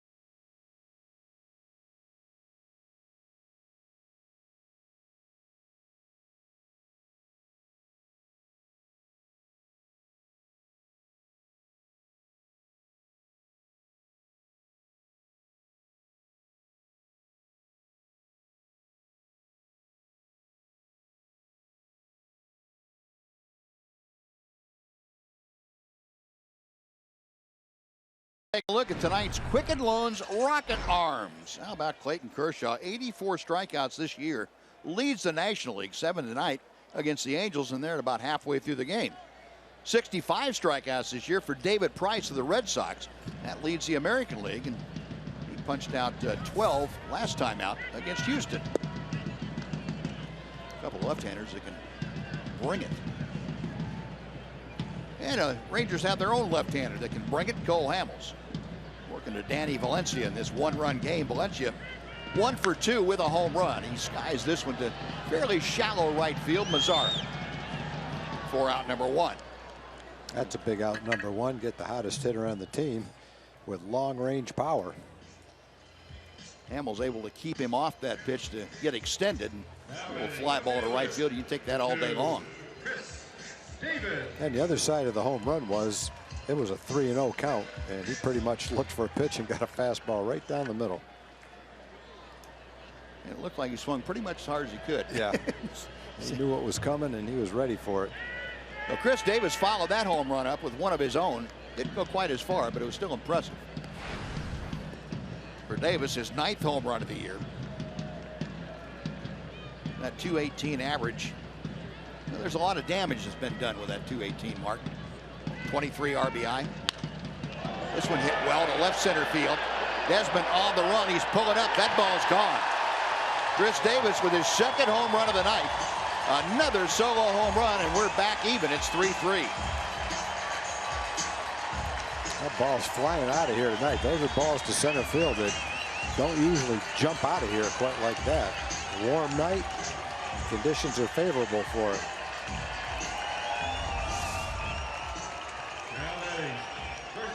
Looked like a cutter maybe, or slider. He hit a breaking ball almost in the same location for his other home run too.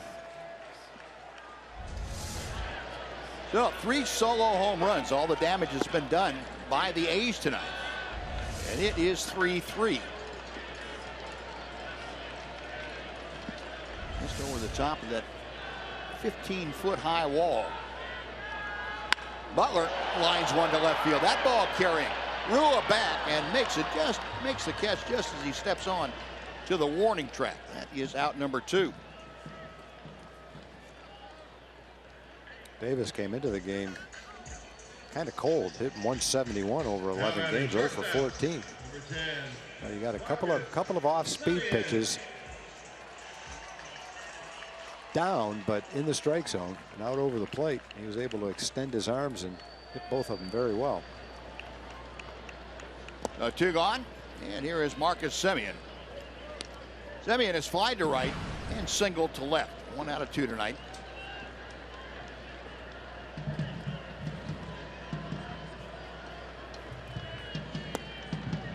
Two and 0.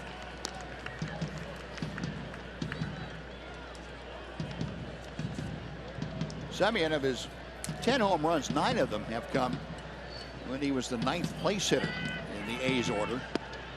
That was the most by a number 9 hitter in baseball this year. Cole has fallen behind 3-0. Got to be careful with Semien, just like he had with Danny Valencia back in the 2nd inning.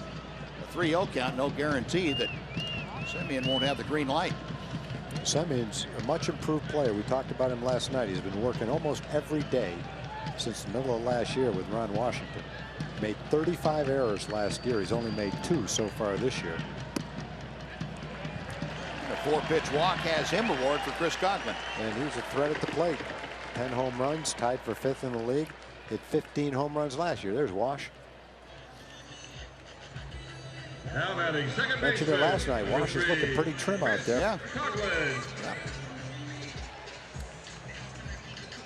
Every time I see Wash out coaching third base, I can't help but remember the time they Kenny Rogers gave him the hot foot out there. Put that thing on, it lit up with a flame up to his knee while he was out there coaching third base.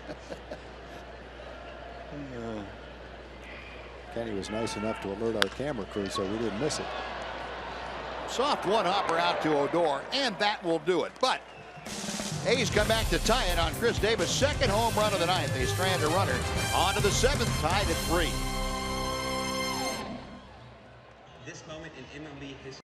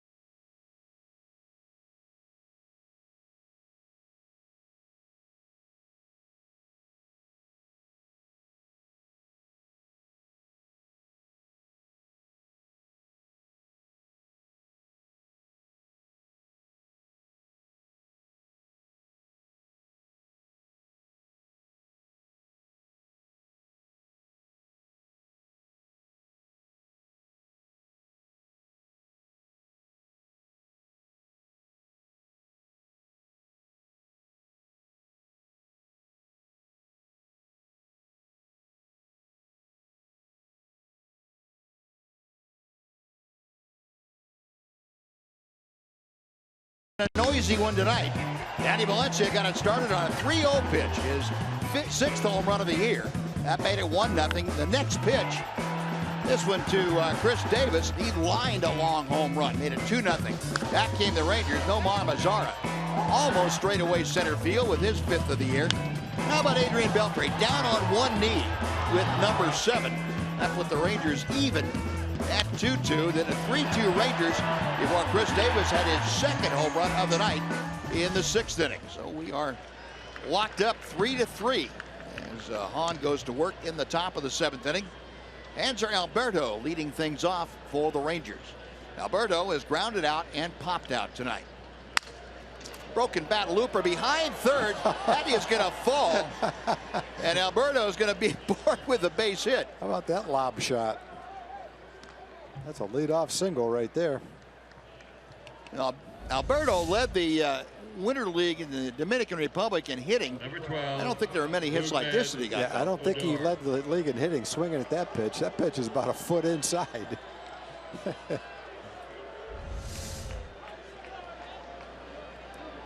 Just barely made it to the outfield grass, but hey, Alberto will take it. So now he's aboard to lead it off. And here's Rougned Odor, who doubled his last time up. Odor 1 for 3 tonight. 1 ball and no strikes. Rougned checking the spike going down there at third base. Odor with the batting mark at 280.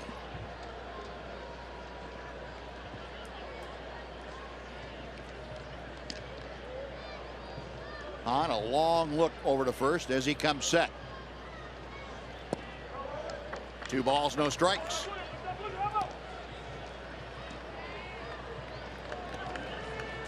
Francisco Rodriguez getting ready in that A's bullpen.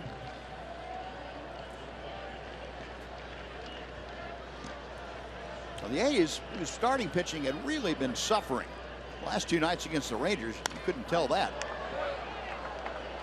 Sean Manaea last night worked into the 7th inning, really pitching effectively, held the Rangers to just 1 run. And tonight, Jesse Hahn has been very effective, limiting the Rangers to a couple of solo home runs. Tied up at 3. He has worked into the 7th inning. 2-1 the count to Odor.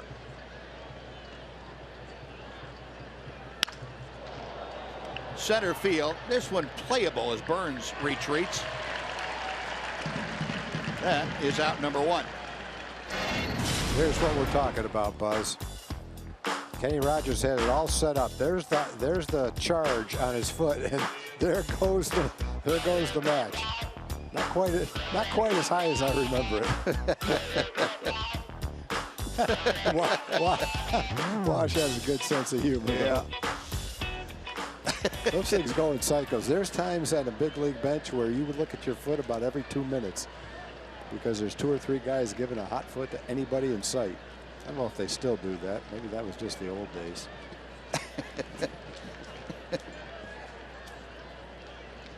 And now Kurt Young, pitching coach, making another visit out to the mound.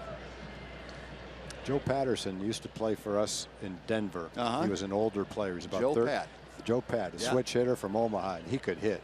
Well, someone gave somebody a hot foot, so he wanted to get in on the action, and he gave a hot foot to our beat writer. Was an older gentleman named Frank Haraway, and he put it on his dress shoes after the ball game, and that match burned for about a minute on his shoe. Frank Haraway never budged, and Joe Pat got mad because he couldn't believe that it didn't affect Frank Haraway. And after it had burned out, we went over and told Joe Pat that Frank Haraway had a wooden leg. He's lucky he didn't catch his leg on fire. No wonder he couldn't feel it. Yeah. Oh, that's great. Joe Pat, he was an all-timer, boy. I can remember he was still playing in Denver when I first got into AAA. Was he? Every fly ball that would go up, he'd stand there and point up to it. He wouldn't chase after it. He'd just point up to it. I remember one day we were playing in Omaha on the road, but that's where his home was. And after the game, he had a bunch of friends coming over to eat, and the game went into extra innings.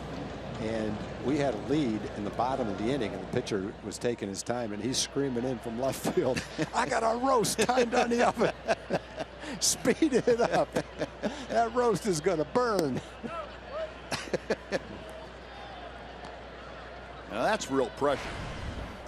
Trying to get the pitcher to try and get some outs. You got to roast it. Yeah, he timed that roast for whatever.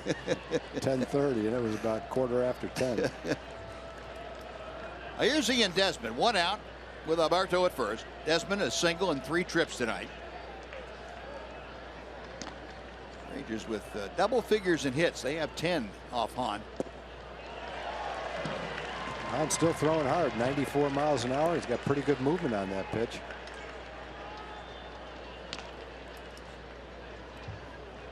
On to this point, just 78 pitches. He has been around the strike zone. He has walked just 1 tonight. He's only struck out 1. Rangers putting the ball in play.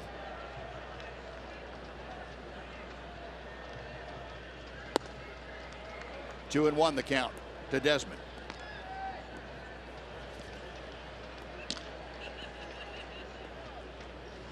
Ian second on the club with his 23 RBI. Adrian Beltre now at 27.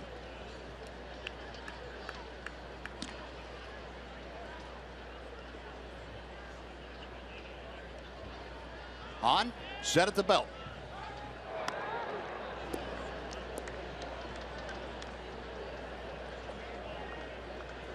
Hector Ortiz over there with Hanser Alberto checking across the diamond. Spike Owen relaying the wishes of the skipper, Jeff Bannister. Like Matt McBride wants to make sure that fastball is outside. Check swing foul. 2-2.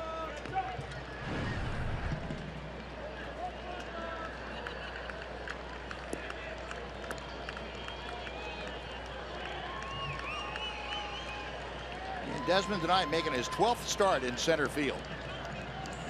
This is his 39th start overall for the Rangers.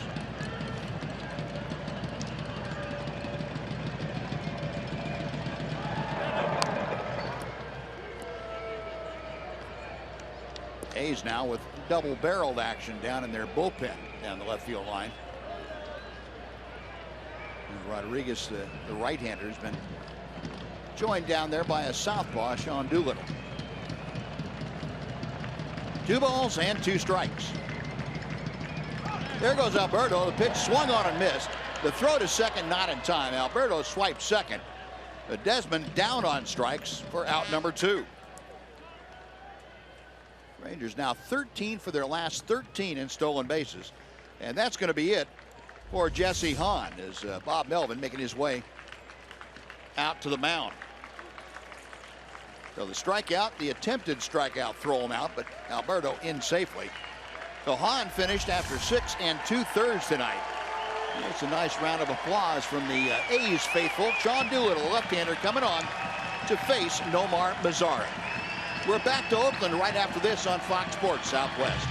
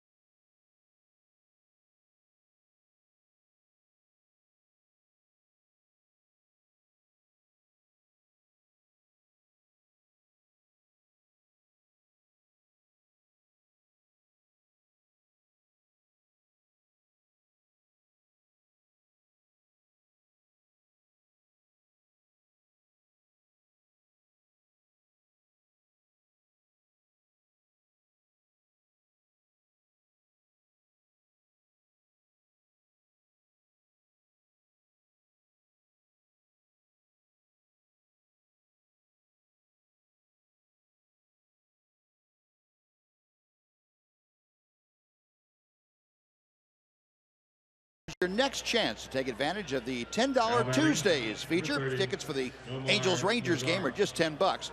Plus, you can add on a $10 meal deal when purchasing online. Plus, all fans on Tuesdays receive $10 parking. Just visit TexasRangers.com/specials to secure your $10 Tuesday tickets for May 24th. Well, Sean Doolittle on for the second time in as many games against the Rangers. He is dealing this time with a left-hander, Nomar Mazara. Doolittle came on last night. Almost an identical situation, except the score wasn't tied. The A's had a one-run lead at the time, and he struck out Bobby Wilson. 20th game of the year for Doolittle. 15 innings, 17 strikeouts for the southpaw. Pop foul. That is back and out of play, and Mazara now has himself in an 0-2 hole. Well, Mazara, better luck against left-handers than most left-handed hitters. He's a .268 hitter against southpaws at the big league level this year. Overall, his average at .304 currently. That's very respectable. The young man just doesn't really give in to left-handers. He's had reasonable success. A go-ahead run out at second. Able to fight off that high fastball. Still no balls, 2 strikes. Hanser Alberto began the inning by singling very softly to left field. It almost got to left field. Stolen base has him in scoring position with 2 outs now.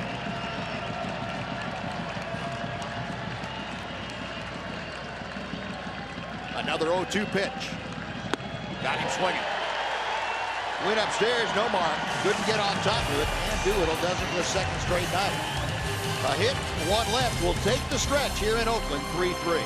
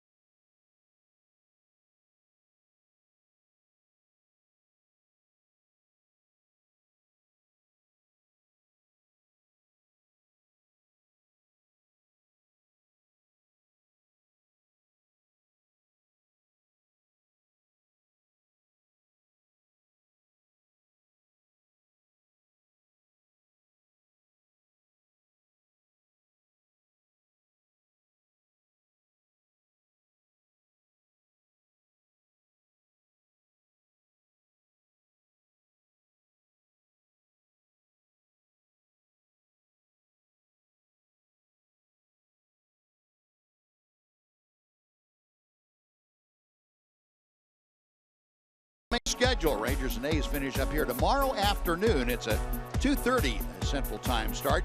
An off day on Thursday, and then the quest for the Silver Boot resumes down in Houston Friday night, Saturday afternoon, and Sunday afternoon.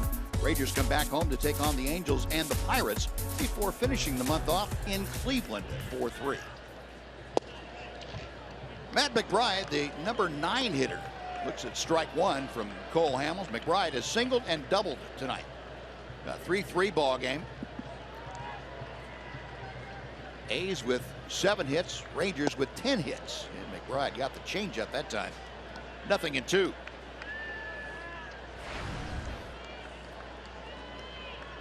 Well, McBride now 3 out of 8.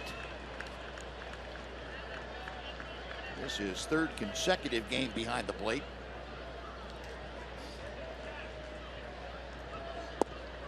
Hamels trying that backdoor cutter and just missed. 1-2. Cole with 88 pitches under his belt as he works here in the 7th inning.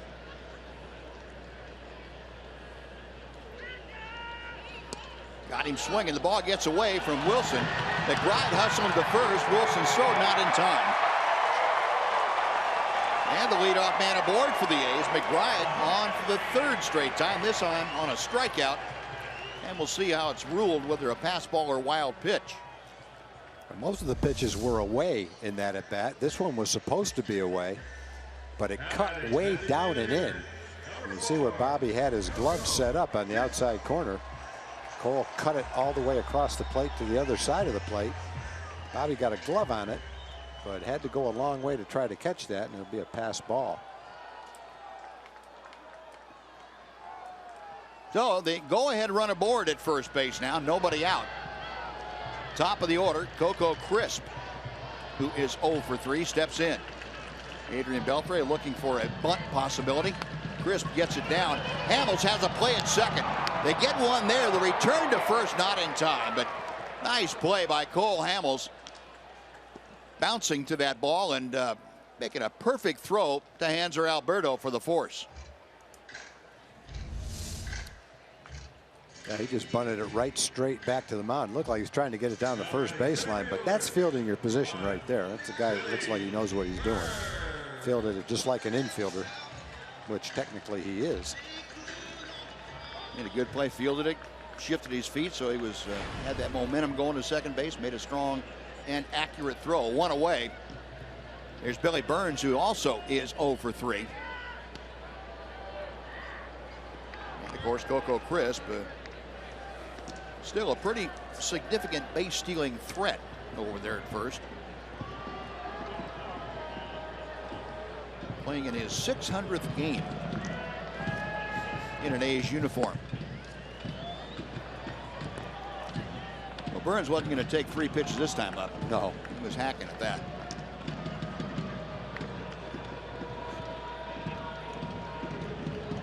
Burns against the Rangers, pretty good streak going. He's hitting 9 straight. 0 for 3 tonight. Cole Hamels trying to stop that streak right here. 0-2.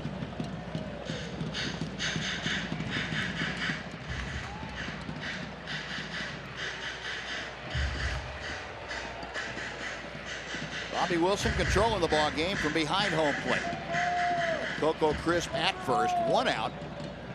And this is where, if you were with us for our pregame conversation about Ranger catching, controlling the other team's running game, Bobby Wilson and Ryan Holiday have done a very good job doing that. Shot down 41, a little better than 41% of opposing base stealers. Got him swinging. Well, he went right after him again with fastballs. He swung at him this time, but the result was the same. 6 strikeouts for Cole Hamels. 2 away. Josh Reddick coming up before he steps in. Let's send it back to Dana Larson for a Chevy game break. Right fielder, 22, Josh Reddick.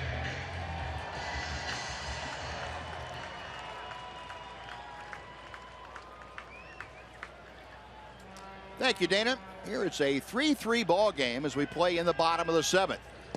Josh Reddick takes the cutter a little bit low. Reddick tonight is lined to left, grounded sharply to Adrian Beltre at third, and fouled out. He fouled out on a 3-1 pitch to end the 5th inning. And a runner at second in that at bat. Hits this one hard to right field. That's through for a base hit. Stopping at second, Coco Crisp. Crisp had to wait to let that ball go by, so he wasn't about to try to go first to third. But the A's have 2 runners aboard with 2 outs, and Danny Valencia coming up. Third hard hit ball of the night for Reddick. That ball was on the inside half of the plate. First 2 balls he hit the left field. That ball he put a charge in it, pulled it in the hole between first and second. Doug Brocail out to talk to his battery, Bobby Wilson and Cole Hamels. Rangers have action in the bullpen. Matt Bush, 30-year-old rookie, loosening up and looks like he's pretty much ready to go.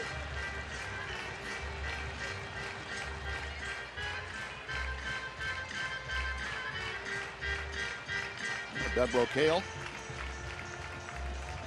letting the thoughts come across to both Hamels and Wilson.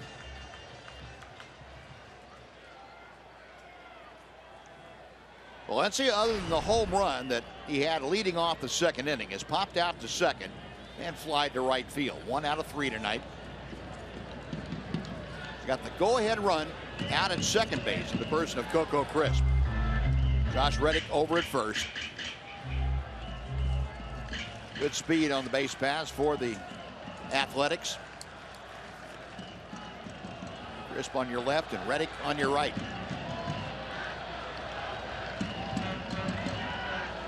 Way inside. Let's see him. Letting that one sneak by his kneecaps.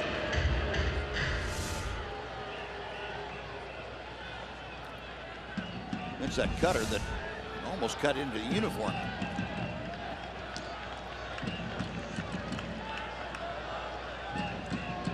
Hamels getting ready for pitch number 97 tonight. 1 ball and 1 strike. Runners in scoring position. Valencia has been good this year. 375. Coco Crisp carrying the go-ahead run for the A's. He's out at second base. Josh Reddick trailing at first. 1 ball and 1 strike as Hamels sets. 1 and 2. Pounding him with fastballs.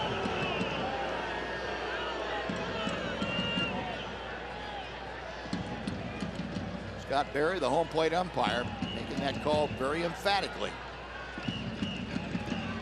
Valencia now in a hole as Hamels reads the signs from Bobby Wilson. Outfield playing Valencia deep and maybe a step around to the left. The infield shading more pronounced to the left. Wignet Odor just a couple of steps from being right behind second. Hamels nods his head and comes set. Way inside low. Nice job by Bobby Wilson. Prevent that thing from going to the backstop.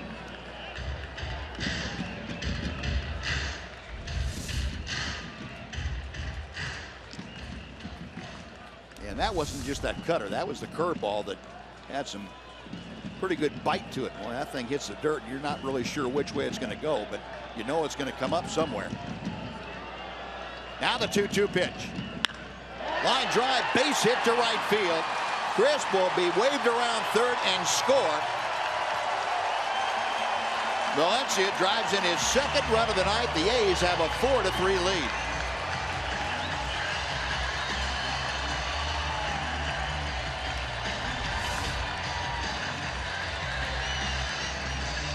That's not a strike.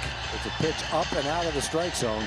But Valencia's swinging the bat right now. He's in one of those super streaks. Well, that is going to do it for Cole Hamels. Jeff Bannister out to take the ball from the veteran left-hander. He has called on Matt Bush to come in. Matt making his way in from the bullpen. Cole Hamels finished for the night after 6 2/3 innings. He leaves trailing 4-3. We'll be back to tell you about Matt Bush right after this on Fox Sports Southwest.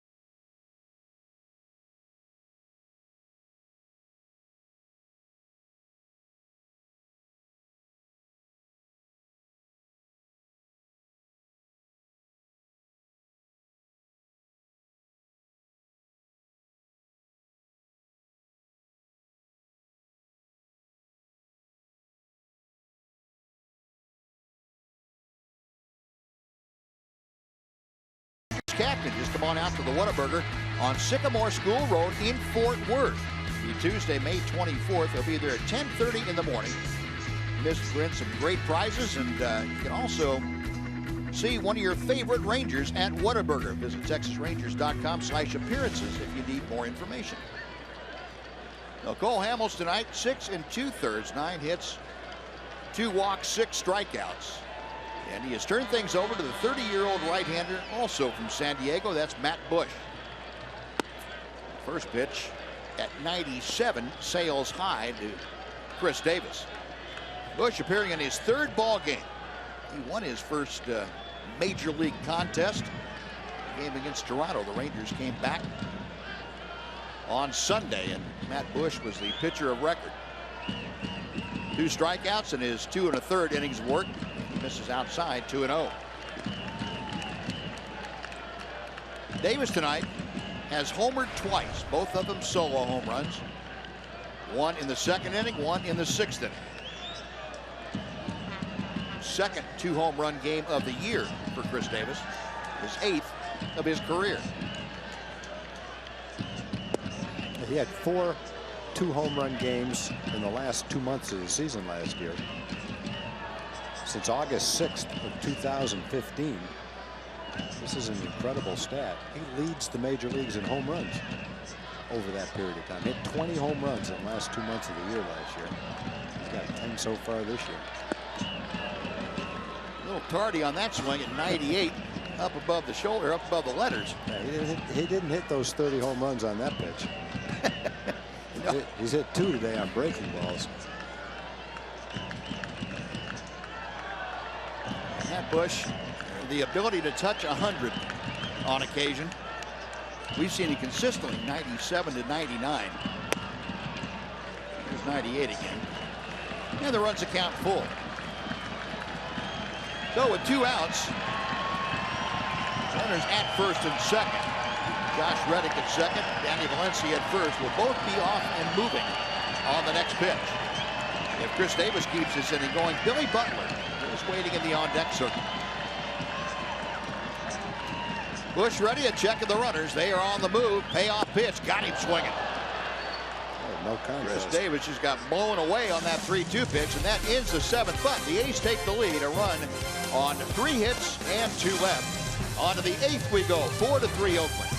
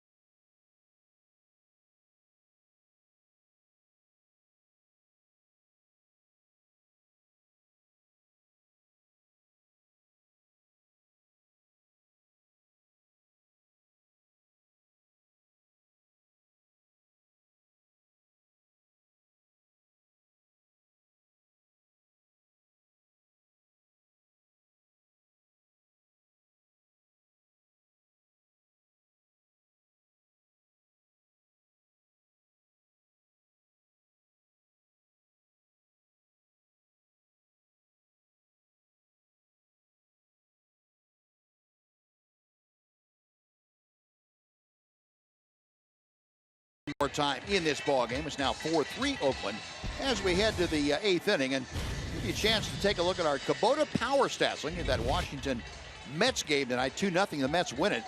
How about Noah's, Syndergaard tonight against Washington? 7 innings of shutout baseball, 5 hits, 10 strikeouts, and no walks. Pretty good night for the young right-hander. Did he hit any home runs? Didn't tonight. No, apparently not. Tonight? No. Scherzer worked him over. Scherzer also had 10 strikeouts for Washington in that ball game.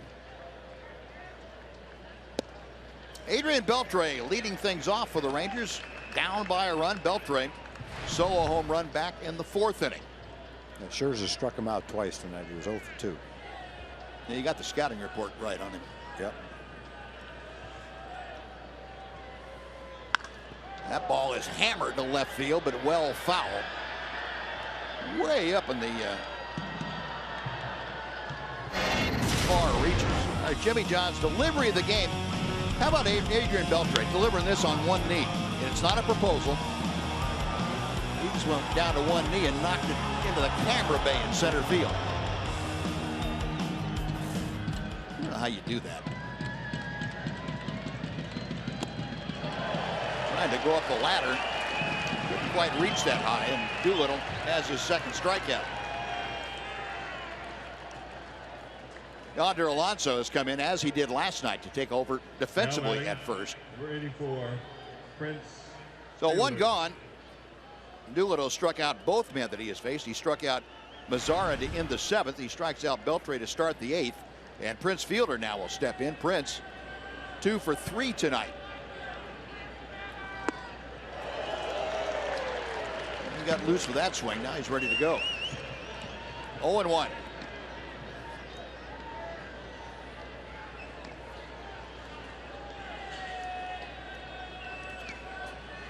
Doolittle, who last year really had a lot of shoulder problems, and A's moved him out of that closer's role. Semien on to first, and just does get the hustling Prince Fielder for out number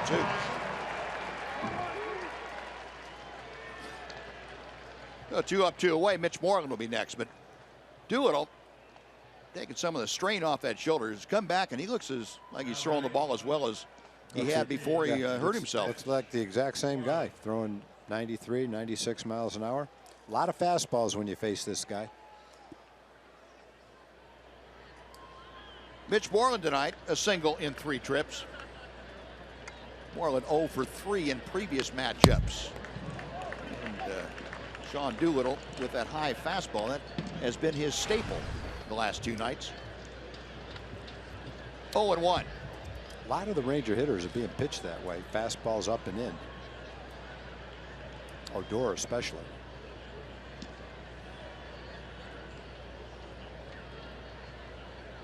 Now Doolittle back to Moreland. Sharply hit into right field, a base hit.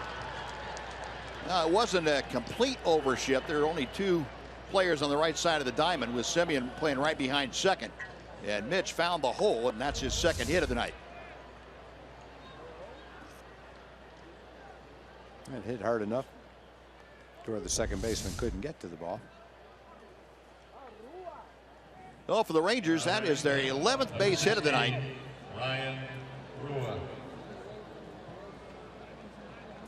Ryan Rua had an infield single last time up. He is 1 for 3.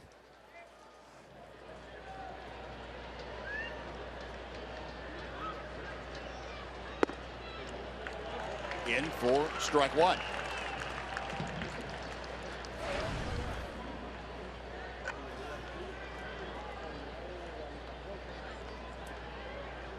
Rua at 284 with his average. And that's just off the plate inside.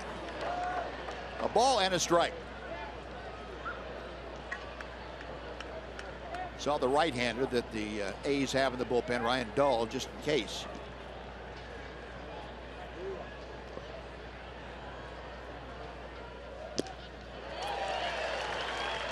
Ryan Rua not thinking about anything but putting the Rangers ahead with that swing. 1-2. He's one of those guys that can throw not all, but pretty much predominantly his fastball, throw it up in the strike zone and get it by you, force you to be late on it.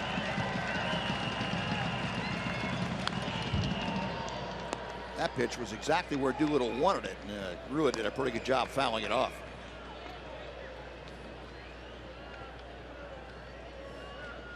Rua has had very good success this year against left-handers in particular.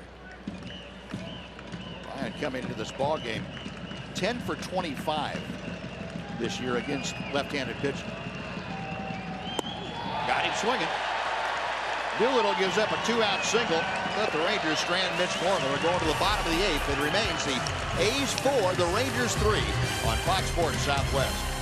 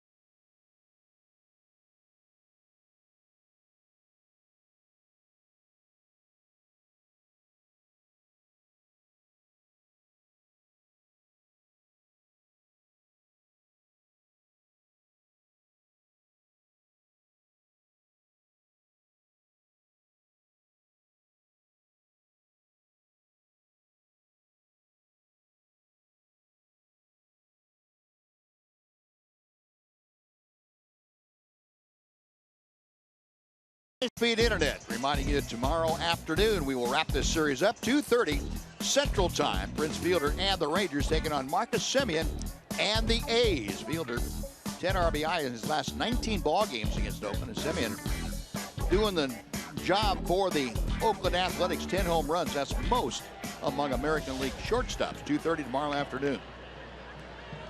First things first, though, Matt Bush trying to set the A's down here in the bottom of the 8th, give the Rangers a chance to come back in the 9th. Yonder Alonso will lead things off. He has not had an at-bat in this series, and chops one over the mound. Right there, though, is Hanser Alberto. That is out number 1. So Alonso grounds out. That's how the 8th inning gets underway. Marcus Semien is next.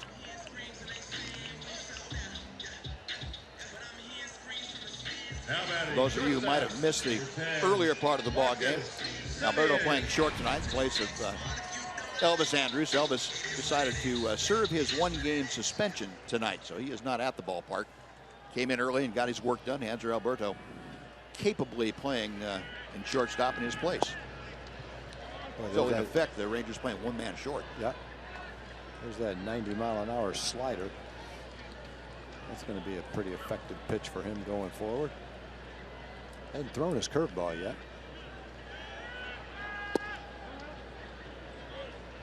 A slider like that, you don't really need the curveball very often.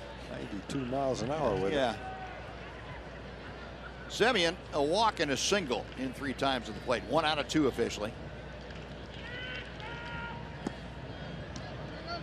2-1.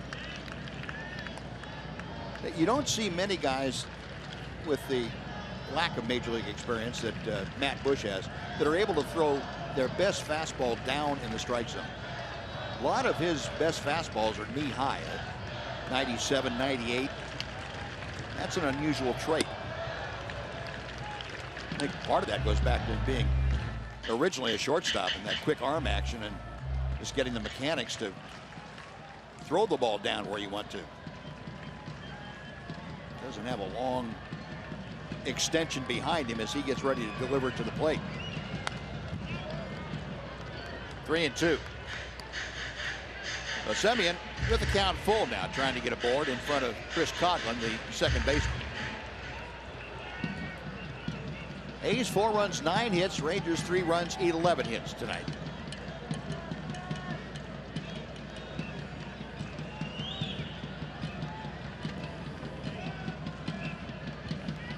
Bush with the payoff pitch. skied to right field. Omar Mazzara walks around in a little tiny circle before the ball comes down. That is out number 2, and Chris Coughlin is coming up.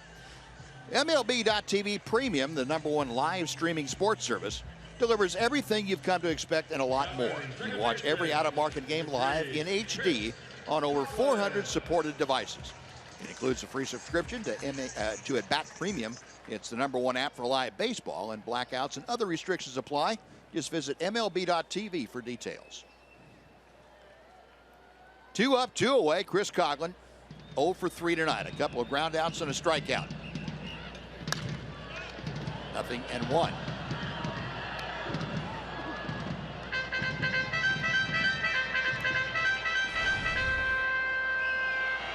Coughlin, a 170 average overall.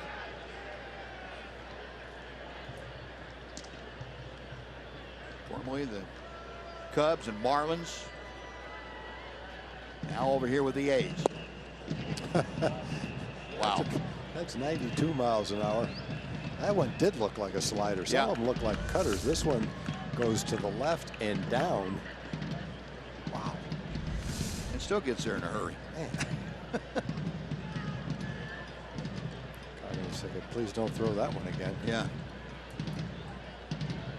0-2 pitch. Yeah, he went 97 and elevated it. That's pretty impressive for a kid that's pitched for a very short amount of time. 1, 2, 3. We are going to the 9th inning. Rangers with one more shot at the A's. Oakland leading 4-3.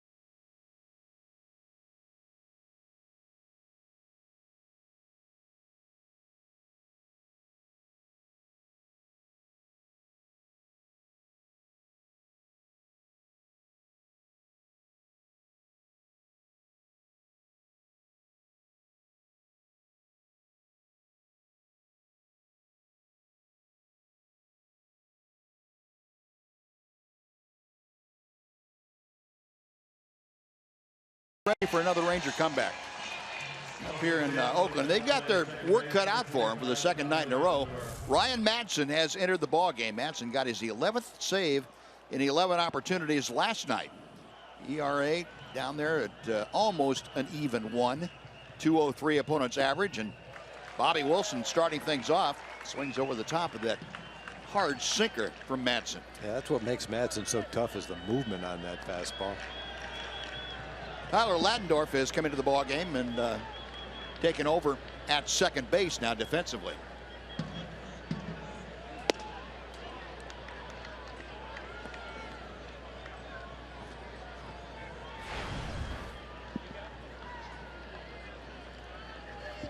Bobby Wilson, a walk and a single in 3 trips to the plate. 1 out of 2. 2 balls and a strike. Bobby had a walk in the 3rd inning, and he had a single in the 4th inning. Last time up in the 6th, he flied to center.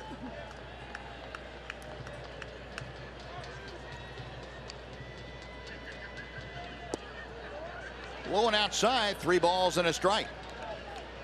Bobby Changeup. Wilson trying to get aboard here. He would represent the tying run. Hanser Alberto, the number 9 man in the on-deck circle. And again, Rangers playing a man short. They have a 3-man bench tonight. Ryan Holiday and Drew Stubbs, the only available Rangers position player-wise on the bench. They have a full complement of pitchers, but that would be for pinch running purposes only, and only a couple of those guys. A full count as Madsen gets set. Got him swinging. Every time he throws a changeup, he likes to throw it. He threw it 2-1. He threw it 3-2. The 2-1 changeup, Bobby was able to lay off. It was almost the exact same pitch, but 3-2, you're just, I think, even more geared up to hit a fastball than you would be 2-1. Just figures that's the best pitch he was going to throw to keep from walking you, put the leadoff runner on, and it causes you to be a little bit more over anxious and swing at that pitch a little bit out of the strike zone. Hanser Alberto singled his last time up. Fastball up and into him for ball 1. Well, Hanser with that base hit now. The average up to 172. As in third baseman Danny Valencia guarding the line. He's a step and a dive off that line. And Valencia backing up as that pitch was on the way.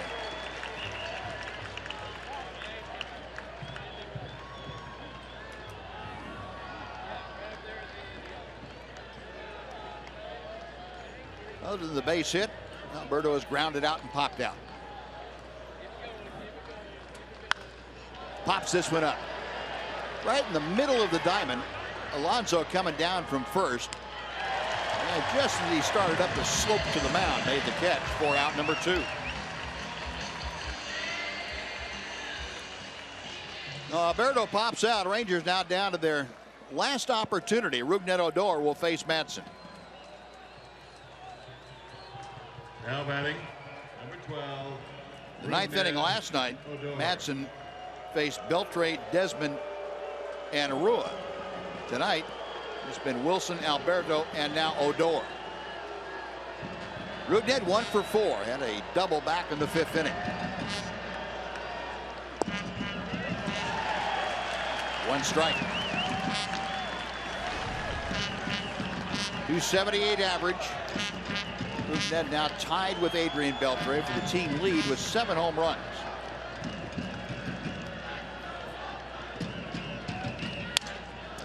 Off the end of the bat, up the middle into center field, and the Rangers have the tying run aboard.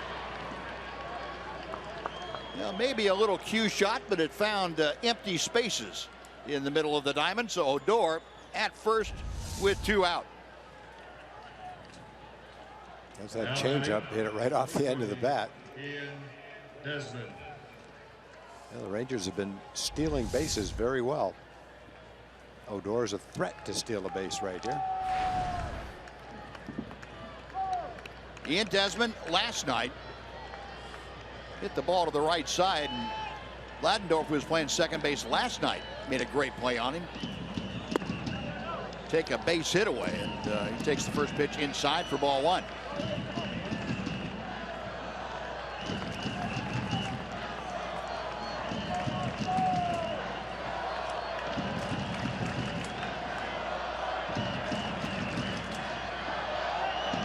Desmond 3 for 11 in his career against Brian Madsen.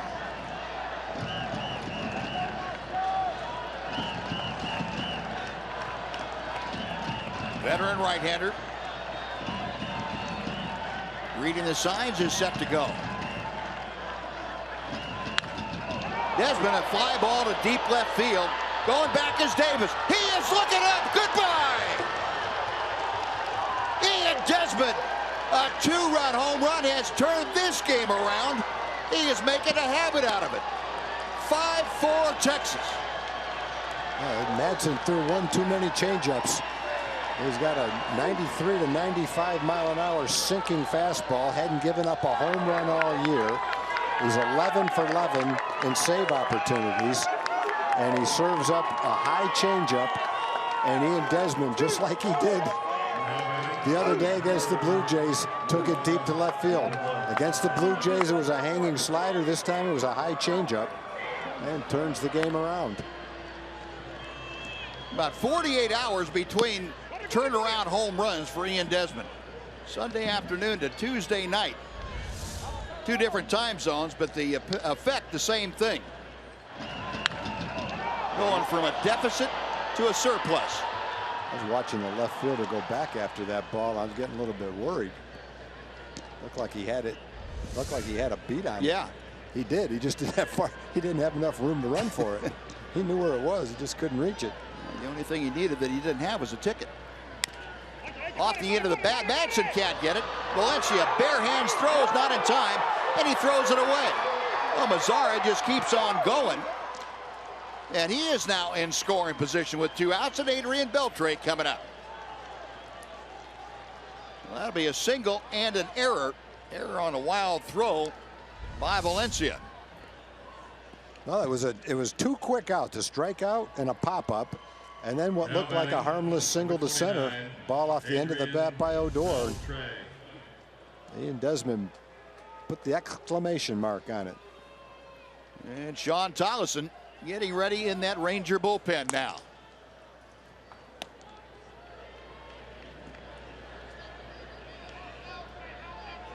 I think most folks would say this another improbable comeback, but because you have to say another, it doesn't make it quite as improbable. That's a good point. It's happened so many times. How can it be improbable? Yeah. It's expected now. And that man's been right in the middle of most of them. He has done it single-handedly. Well, he had some people on base, but he has turned the game around with the swings of his bat. Beltre lines one to center field. That's a base hit. Mazzara being waved around third. Here comes the throw, the relay. He is out at the plate. A well-executed relay from Billy Burns to Yonder Alonso to Matt McBride, and Mazzara cut down trying to score from second. But the Rangers take the lead. Ian Desmond's 2-run home run, 5-4 Texas. It's tally time in Oakland.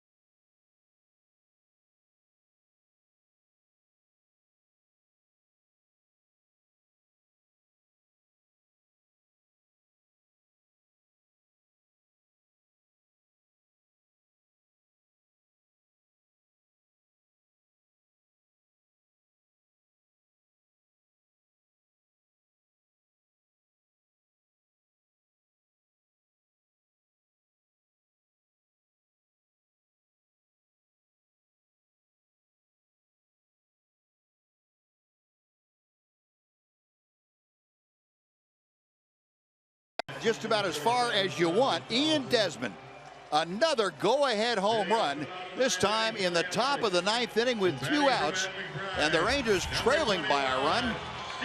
Ian Desmond turns the game around and turns it over to Sean Tollison for his 18th appearance of the year.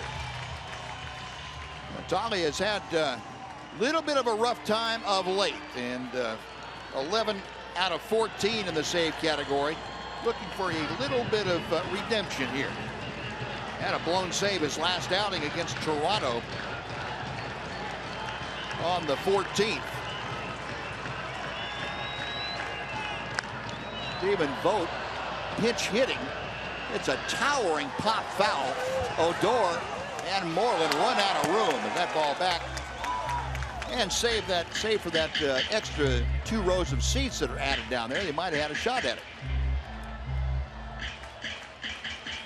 So Stephen Vogt coming off the bench to pitch hit. A 238 average. 3 home runs, 7 RBI, and Vogt battling injury bug. 0 for his last 11. In his last 9 ball games, he's hit just 139.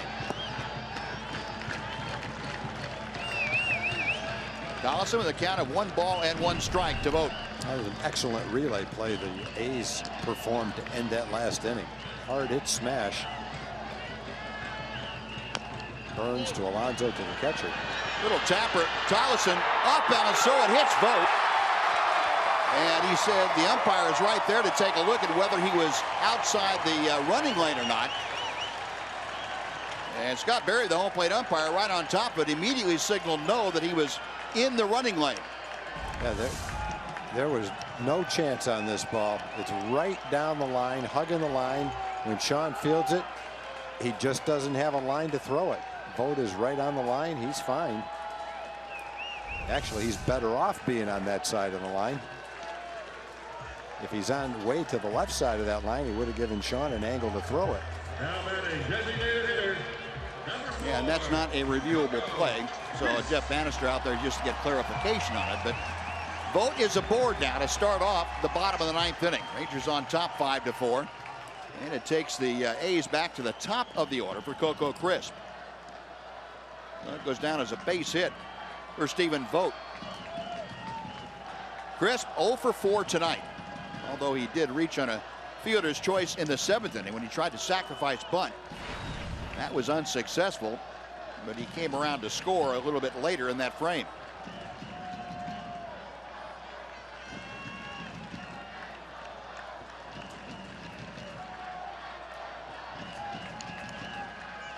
No bunt here, and the pitch foul back. 0-1. Adrian Beltre, the Ranger third baseman, still suspecting that Bob Melvin would be asking Crisp to lay down a bunt.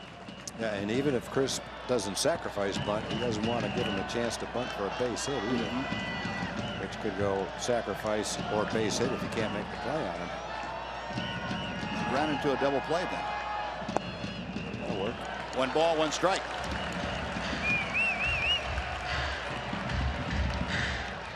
Coco Crisp over the years just 1 for 4 against Sean Tolleson, but that 1 was a home run. Rangers with Alberto and Odor up a double play depth. Rubned shading a step toward the hole on the second base side. 2-1.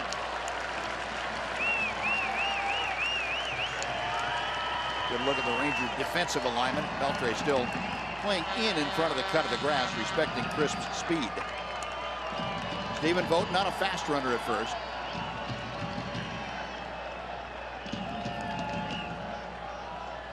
Now Crisp going to go down and have a chat with Ron Washington. Chris saying, what was that sign you just gave me? Are you sure you want me to do that?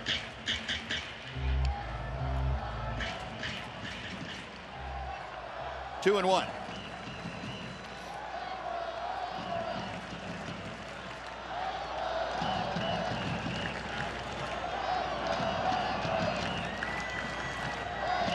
Six home runs between the two teams here tonight, 3 by each club. A little bit low, 3-1.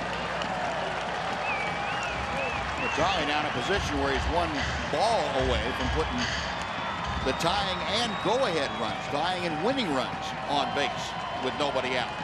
Billy Burns in that on-deck circle. The 3-1 from Tolleson. Line drive, base hit to right field.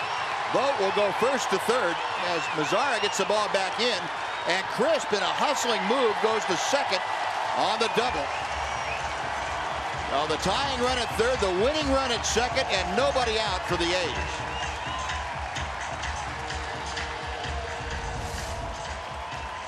Well, you got ahead in the count, 3-1. It gives him the luxury of looking for a fastball.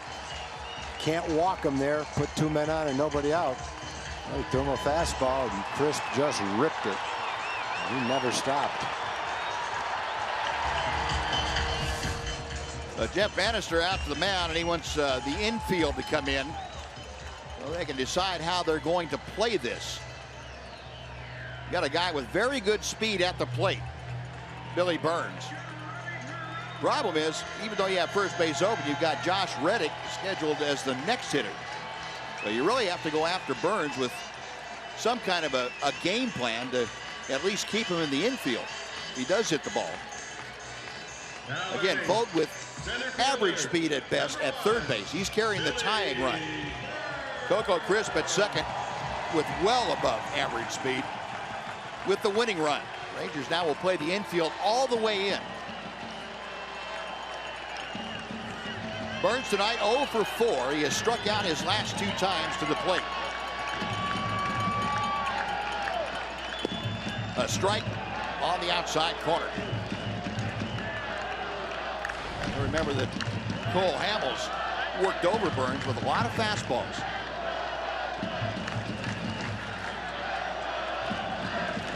Sean Tolleson in a spot in the bottom of the 9th inning, trying to protect a 5-4 Ranger lead.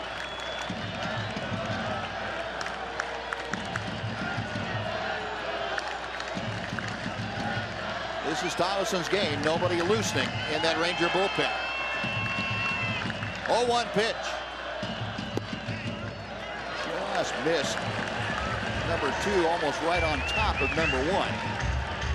But it's 1-1.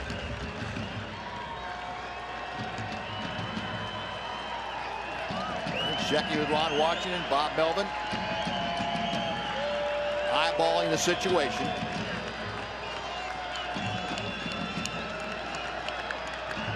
With Burns' speed, you have to pay attention to a possible bunt. Slaps at that one, didn't make contact. It's 1-2. I'd say he threw that fastball by him. That literally was in the glove when he swung at it.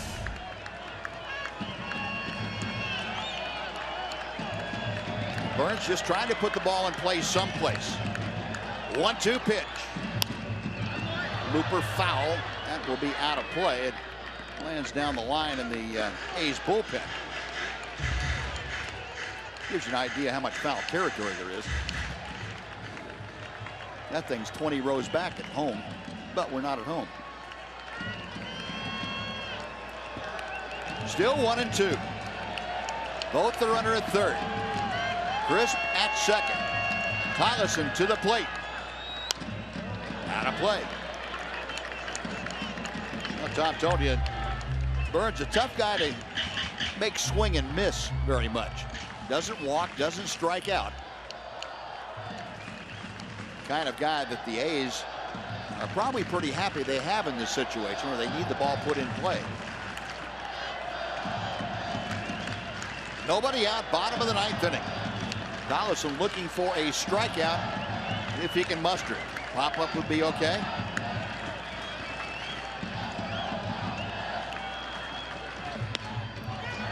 There you go, pop-up on the infield. Odor and Alberto. It's Odor to make the catch. Now, with first base open, you can go ahead and walk Josh Reddick and work to Danny Valencia. Yeah, it's no great shakes working to Valencia, but as hot as Reddick is, I think I'd take that chance. Yeah, it's playing the percentages for sure. Josh Reddick. Let's see the on-deck circle. Bobby Wilson standing up behind home plate, and he's signaling for the 4 wide ones. Reddick tonight, who has singled in 4 trips. His single came in the 7th inning. Jeff Bannister wanting his closer to at least give the Rangers an opportunity to get a force at any base and possibly turn the game-ending double play.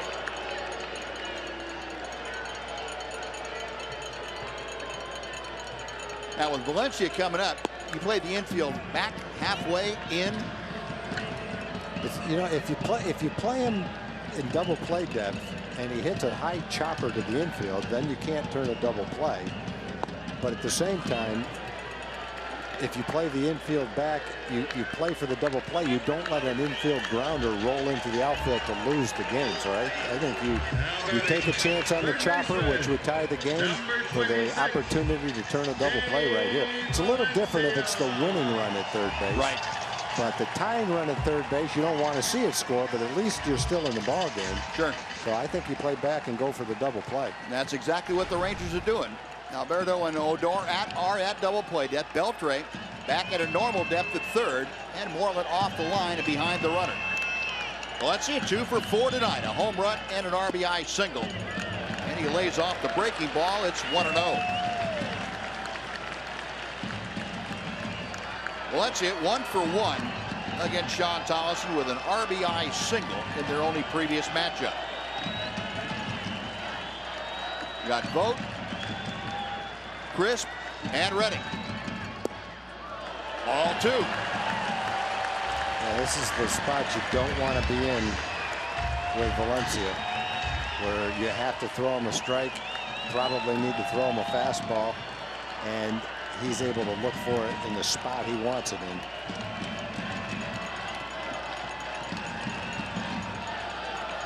Valencia straightaway stance. Sean Tollison leaning in for the sign. Now sets. The 2-0 pitch. Popped up. Foul territory. Mitch Moreland, a long way to go. Can't quite get there. It's just in the photographer bay. Just out of his reach.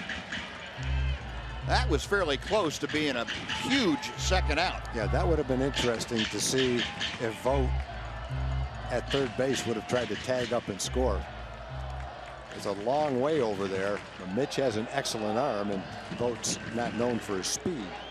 He was tagged up. I don't know if he would have gone or not. I wish he caught it so we could have found out, though. Yeah, it would have been about a 120-foot throw from over there to the plate. Yeah, but you know, we've seen Mitch come in and throw 94 miles an hour. So you're right. He's got the arm strength. That's just a matter of whether to make an accurate throw. 2-1 now. Valencia back in there. Tollison okays the sign. The right-hander sets.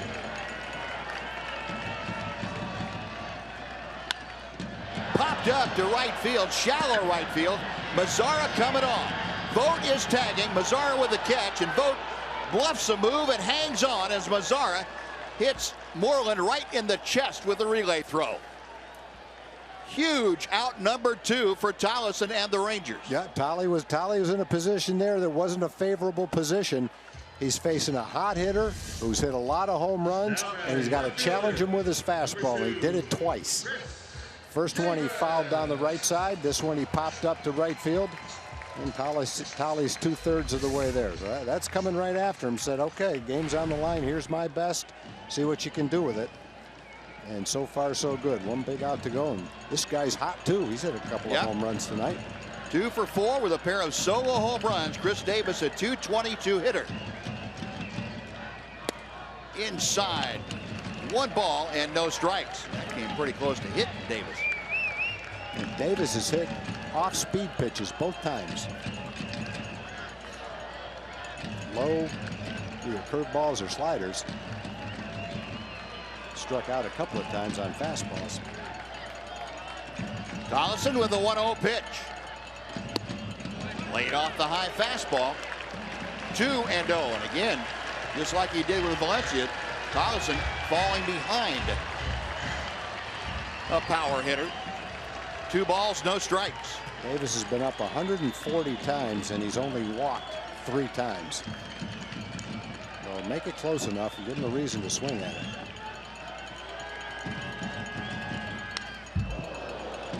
Two and one. That shows you how hard it is to hit a fastball. Yep. He knew one was coming. He got one right down the middle of the plate, and he fouled it off. Here it is, big guy, if you can hit it. He was going for it, that's for sure. He was trying to hit that thing to Berkeley. 2-1 the count. Vogt at third with a tying run. Crisp at second with the winning run. Tollison with a pitch. Fouled away, and it's 2-2.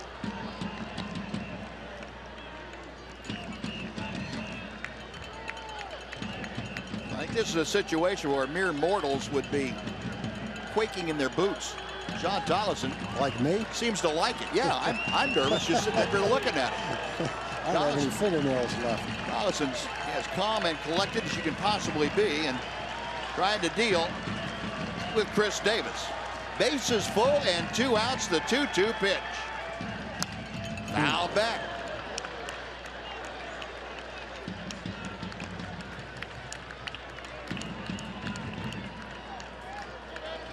There's Vogt, 90 feet away with the tying run. Crisp with the winning run at second base. Josh Reddick over at first. Just kind of window dressing. Tollison says yes. Another 2-2 pitch. Hit to left field and deep. Rua back. That ball is gone. A grand slam for Chris Davis, his 3rd home run of the night. And the A's walk it off with an 8-5 win.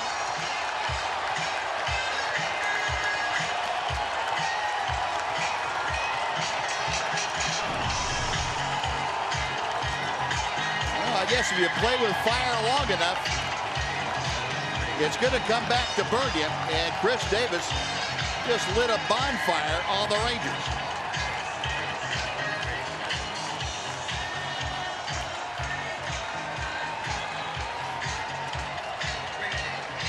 A walk-off grand slam, and the A's have made it 2 straight over the Rangers in the Coliseum.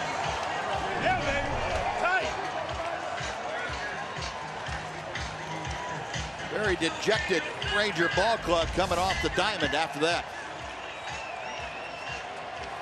Fastball down, out over the plate. I think you've got a chance if all fastballs if you throw it high. Down there, that's right in his wheelhouse. You can tell by the difference in the contact on that pitch and the high fastballs before it. Well, another Ranger comeback thwarted as the A's and Chris Davis have a comeback of their own. And the A's jubilation at home plate, mobbing Chris Davis. So the A's walk it off and leave the Rangers feeling pretty low right about now. Rangers have not left the bench for the most part, taking in all the celebration the A's were doing. So the A's win it 8-5. Rangers come back, but the A's win out in the end. 8-5 the final. We'll be back to the Coliseum with more right after this on Fox Sports Southwest.